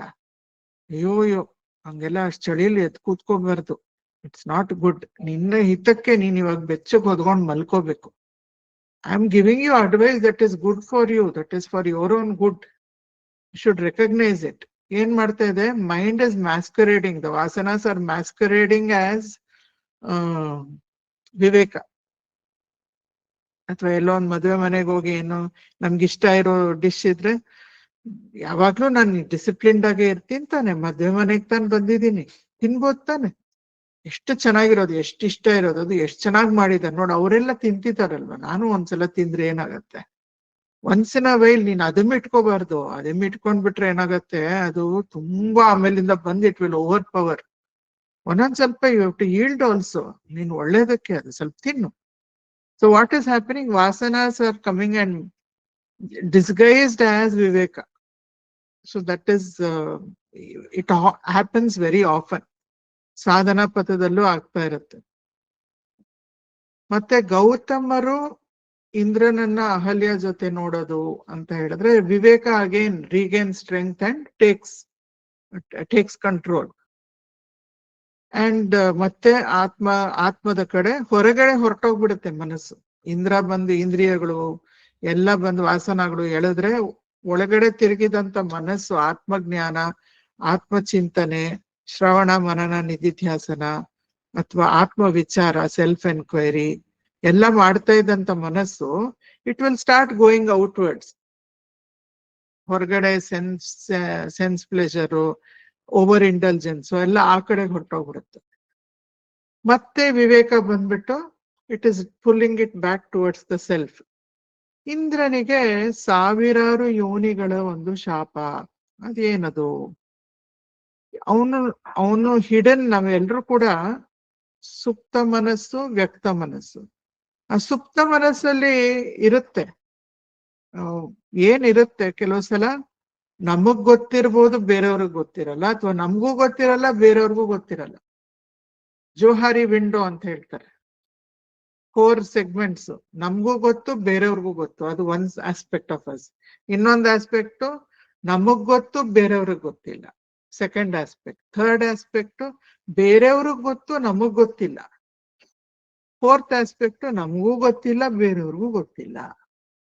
ಸೈಕಾಲಜಿಲಿ ಜೋಹಾರಿಸ್ ವಿಂಡೋ ಅಂತ ಕರೀತಾರೆ. It is all referring to mainly subconscious mind content. So subconscious mind ಅಲ್ಲಿ ಲಸ್ಟ್ ಇದ್ರೆ, ಅಥವಾ ಆಂಗರ್ ಇದ್ರೆ, ಅಥವಾ ರಿಸೆಂಟ್ಮೆಂಟ್ ಇದ್ರೆ, ಒಂದೊಂದ್ಸಲ ನಮಗೂ ಗೊತ್ತಿರ್ಬೋದು, ಒಳಗಡೆ ಇರುತ್ತೆ ಅದು deep inside. But what is deep inside, if we want to empty the subconscious mind, ನಮ್ ತಂದೆ ಸುಕೃಷ್ಣಮೂರ್ತಿ ಅವರು ತುಂಬಾ ಹೇಳೋರು, ಧ್ಯಾನದಲ್ಲಿ you have to allow the subconscious mind to empty itself. Uses be a witness, allow it to empty itself. So emptying the subconscious mind andre whatever is there hidden in the subconscious will come up into the conscious mind first. That is how it comes. ಎಲ್ಲೋ ಒಂದ್ ಕಡೆ ಮಂಚದಡಿ ಧೂಳಿದ್ರೆ ನಾವ್ ಅಲ್ಲಿ ಒಂದ್ torch ಬಿಟ್ರೆ ನಮಗ್ ಕಾಣಿಸುತ್ತೆ, light ಬಿಡ್ಲಿಲ್ಲ ಅಂದ್ರೆ ನಮ್ಗೆ ಕಾಣಿಸೋದೇ ಇಲ್ಲ. ಸೊ ನಾವು ನಿಧಿಧ್ಯಾಸದಲ್ಲಿ ಏನ್ ಮಾಡ್ತೀವಿ, ನಿಧಿಧ್ಯಾಸದಲ್ಲಿ ವಿ ರಿಮೇನ್ ಇನ್ ಸಾಕ್ಷಿ ಭಾವ and we allow subconscious content to come out and disappear, come out and disappear.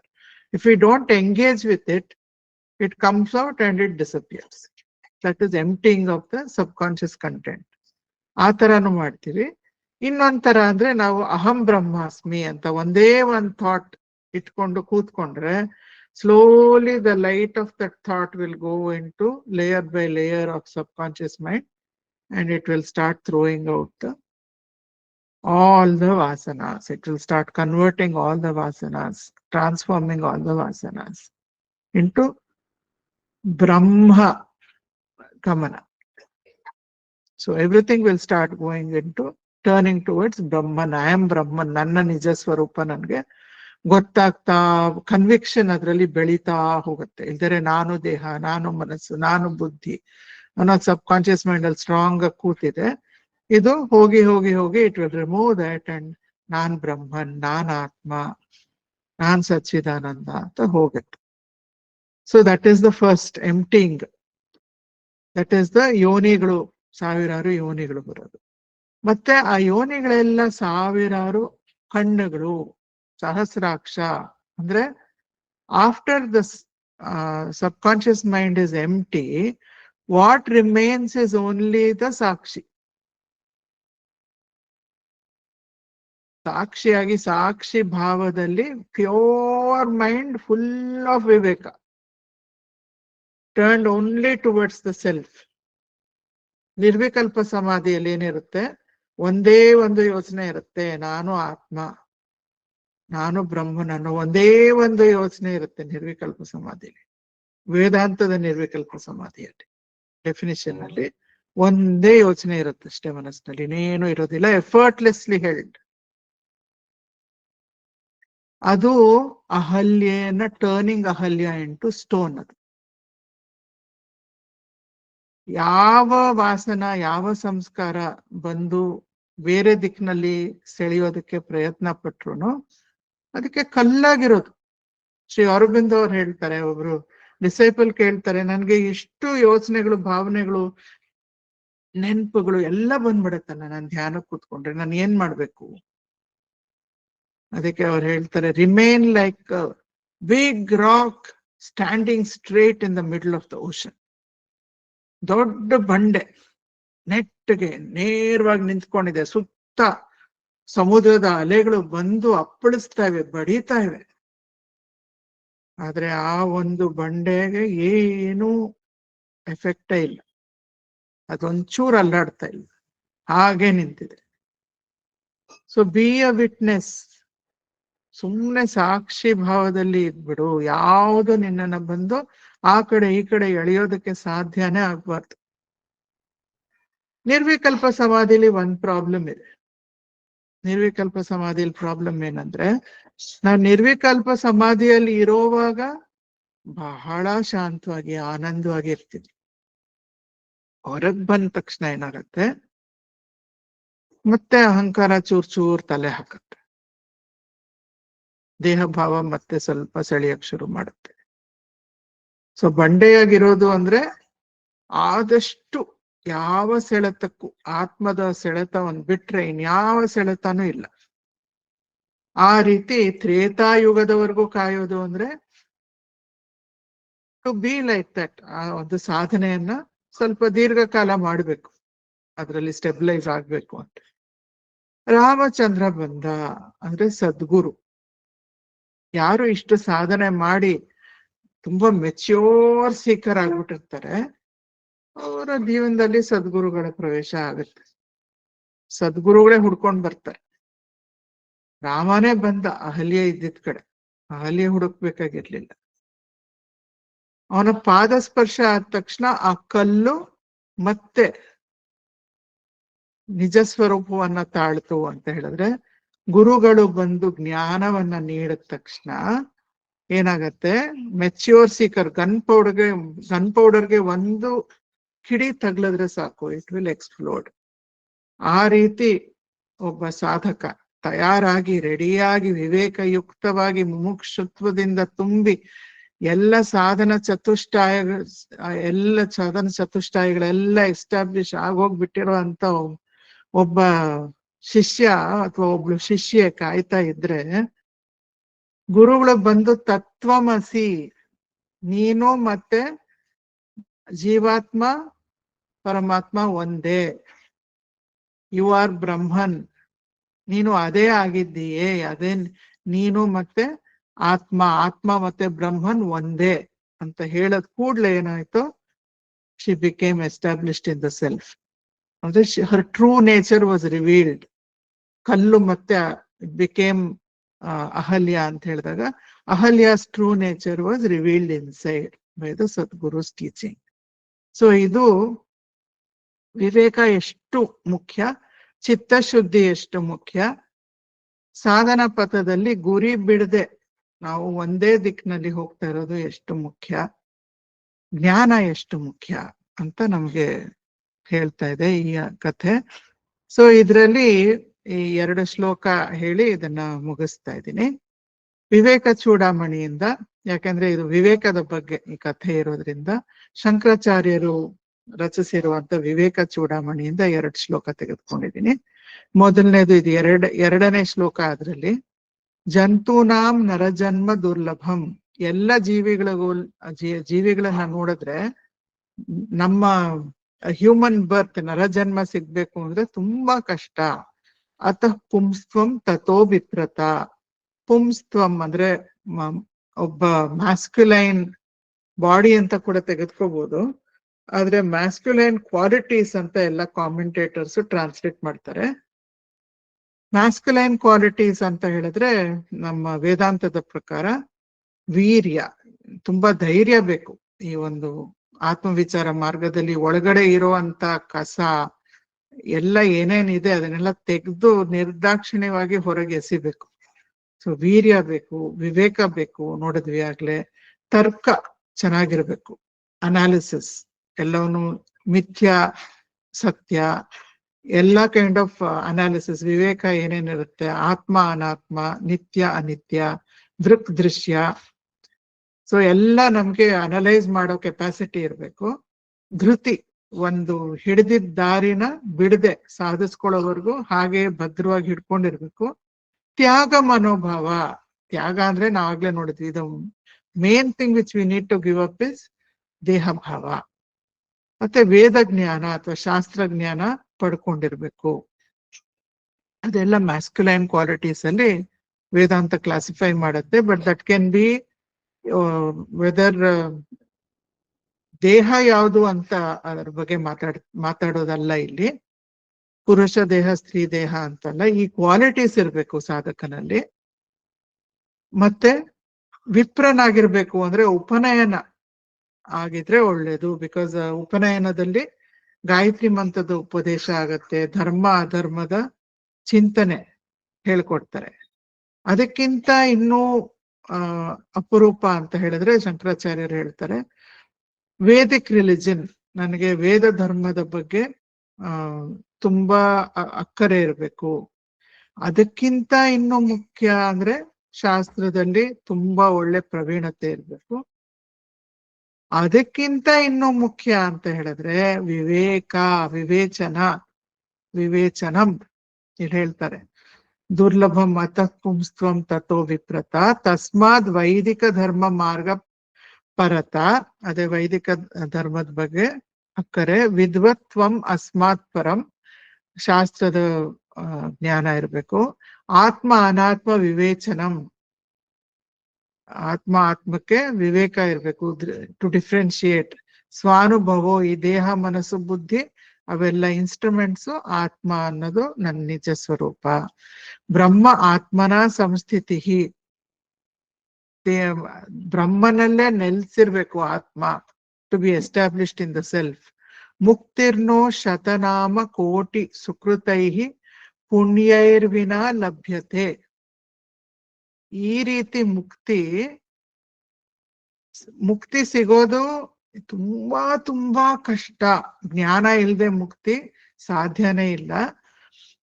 ಈ ರೀತಿ ಬರೀ ಒಂದು glimpse of true nature is different from being established in the self. ಅದೇ ಅಹಲ್ಯ ಕಥೆಯಲ್ಲಿ ಕಲ್ತ್ಕೊಳ್ಳೋದು ನಾವು. ನಿರ್ವಿಕಲ್ಪ ಸಮಾಧಿ ಸಾಲದು, ಸಹಜ ಸಮಾಧಿಯಲ್ಲಿ ಹೋಗ್ಬೇಕು ನಾವು. ಅಂದ್ರೆ ಆಲ್ 24/7 ಅಲ್ಲೇ ಇರ್ಬೇಕು. ಇಂಥ ಮುಕ್ತಿ ಸಿಗ್ಬೇಕು ಅಂದ್ರೆ 100 ಕೋಟಿ ಜನ್ಮಗಳ ಸುಕೃತಿ ಬೇಕು ಅಂತಾರೆ. ಅಷ್ಟು ಕಷ್ಟ ಇವೆಲ್ಲ ಸಿಗ್ಬೇಕು ಒಬ್ಬ ಸಾಧಕನಿಗೆ. ಅಂದ್ರೆ it is really rare. So ಅದು ಅಹಲ್ಯ ಕಥೆಯಲ್ಲಿ ನಾವು ಕಲಿತೀವಿ. ಇವೆಲ್ಲ ನಮ್ಗೆ ಎಷ್ಟೋ ಇದ್ರಲ್ಲಿ ನಮ್ಮಲ್ಲಿ ಇತ್ತು ಅಂದ್ರೆ ಅದರ ಪೋಷಣೆ ನಾವು ಮಾಡಿಕೊಂಡು ಮುಕ್ತಿಯನ್ನ ಸಾಧಿಸ್ಕೊಂಡ್ ಬಿಡ್ಬೇಕು. ವದಂತು ಶಾಸ್ತ್ರಾಣಿ ಯಜಂತು ದೇವಾನ್ ಕುರ್ವಂತು ಕರ್ಮಾಣಿ ಭಜಂತು ದೇವತಾಃ ಆತ್ಮ ಐಕ್ಯ ಬೋಧೇನ ವಿನಾಪಿ ಮುಕ್ತಿ ನ ಸಿದ್ಧ್ಯತಿ ಬ್ರಹ್ಮಶತ ಅಂತರೇ ಅಪಿ. 6ನೇ ಶ್ಲೋಕದಲ್ಲಿ ಹೇಳ್ತಾ ಇದ್ದಾರೆ, ನಿಮ್ಗೆ ಎಲ್ಲ ಬೈ ಹಾರ್ಟ್ ಗೊತ್ತಿರ್ಬೋದು, ಭಗವದ್ಗೀತೆ, ಉಪನಿಷತ್ತುಗಳು, ಸೂಕ್ತಗಳು ಎಲ್ಲ I can quote just like that. ಆ ತರ ಇರ್ಬೋದು. ನಿಮ್ಗೆ ಬೇಕಾದಷ್ಟು ಹೋಮ ಹವನಗಳನ್ನ ಮಾಡ್ತಿರ್ಬೋದು, ಆಮೇಲೆ ತುಂಬಾ ಪೂಜೆ ಪುನಸ್ಕಾರ ಎಲ್ಲ ಮಾಡ್ತಾ ಇರ್ಬೋದು. ಆದ್ರೆ ಶಂಕರಾಚಾರ್ಯರು ಹೇಳ್ತಾರೆ, ಆತ್ಮನಲ್ಲಿ ನನ್ನ ಐಕ್ಯತೆಯನ್ನ ಕಂಡ್ಕೊಳ್ಳಿಲ್ಲ ಅಂತ ಹೇಳಿದ್ರೆ ಮುಕ್ತಿ ಸಾಧ್ಯನೇ ಇಲ್ಲ. ಎಲ್ಲಿವರೆಗೂ ಭಗವಂತ ಬೇರೆ ನಾನ್ ಬೇರೆ ಅನ್ನೋ ಒಂದು ಸ್ಥಿತಿಯಲ್ಲಿ ನಾವು ಜೀವನ ಮಾಡ್ತಾ ಇರ್ತೀವೋ, ಆ ಒಂದು ನಂಬಿಕೆ ಇಟ್ಕೊಂಡು ನಾವು ಜೀವನ ಮಾಡ್ತಾ ಇರ್ತೀವೋ, ಅಲ್ಲಿವರೆಗೂ ನಮ್ಗೆ ಮುಕ್ತಿ ಸಾಧ್ಯ ಇಲ್ಲ. ಎಷ್ಟು ಎಂಫಸೈಸ್ ಮಾಡ್ತಾ ಇದ್ದಾರೆ ಅಂದ್ರೆ ಬ್ರಹ್ಮಶತ ಅಂತರೇ ಅಪಿ. ಒಂದು ಬ್ರಹ್ಮನ ಲೈಫ್ ಟೈಮ್ ಅಲ್ಲ, 100 ಬ್ರಹ್ಮಗಳು ಬಂದು ಹೋದ್ರುನು, 1 Brahma's day, 1 day of Brahma is equal to 432 years ಅಂತ ನಮ್ಮ ಅರ್ತ್ಲಿ ಇಯರ್ಸ್ ಅಲ್ಲಿ. ಮತ್ತೆ 1 ಲೈಫ್ ಟೈಮ್ ಆಫ್ ಬ್ರಹ್ಮ ಎಷ್ಟು ದೊಡ್ಡದು. ಈ ಲೈಫ್ ಟೈಮ್ ಆಫ್ 1 ಬ್ರಹ್ಮ ಹೇಳ್ತಾ ಇಲ್ಲ, ಲೈಫ್ ಟೈಮ್ ಆಫ್ 100 ಬ್ರಹ್ಮಾಸ್ ಅಂತ ಹೇಳ್ತಿದ್ದಾರೆ. ಸೊ ವಿವೇಕ ತುಂಬಾ ಮುಖ್ಯ, ಆತ್ಮಜ್ಞಾನ ತುಂಬಾ ಮುಖ್ಯ. ಆ ಪಥದಲ್ಲಿ ಆ ಕಡೆ ಈ ಕಡೆ ಅಲ್ಲಾಡದೆ ಮುಂದಕ್ಕೆ ಹೋಗೋದು ತುಂಬಾ ಮುಖ್ಯ. ಆತ್ಮನಿಷ್ಠತೆ ಅನ್ನೋದು ಅತಿ ಮುಖ್ಯ. ಇದೆಲ್ಲ ನಾವ್ ಈ ಕಥೆಗಳಿಂದ ತಿಳ್ಕೊಂಡಿದೀವಿ. ಎಲ್ಲರಿಗೂ ಧನ್ಯವಾದಗಳು for your patient listening. Thank you so much. ಓಂ ಸದ್ಗುರು ದೇವಾಯ ನಮಃ.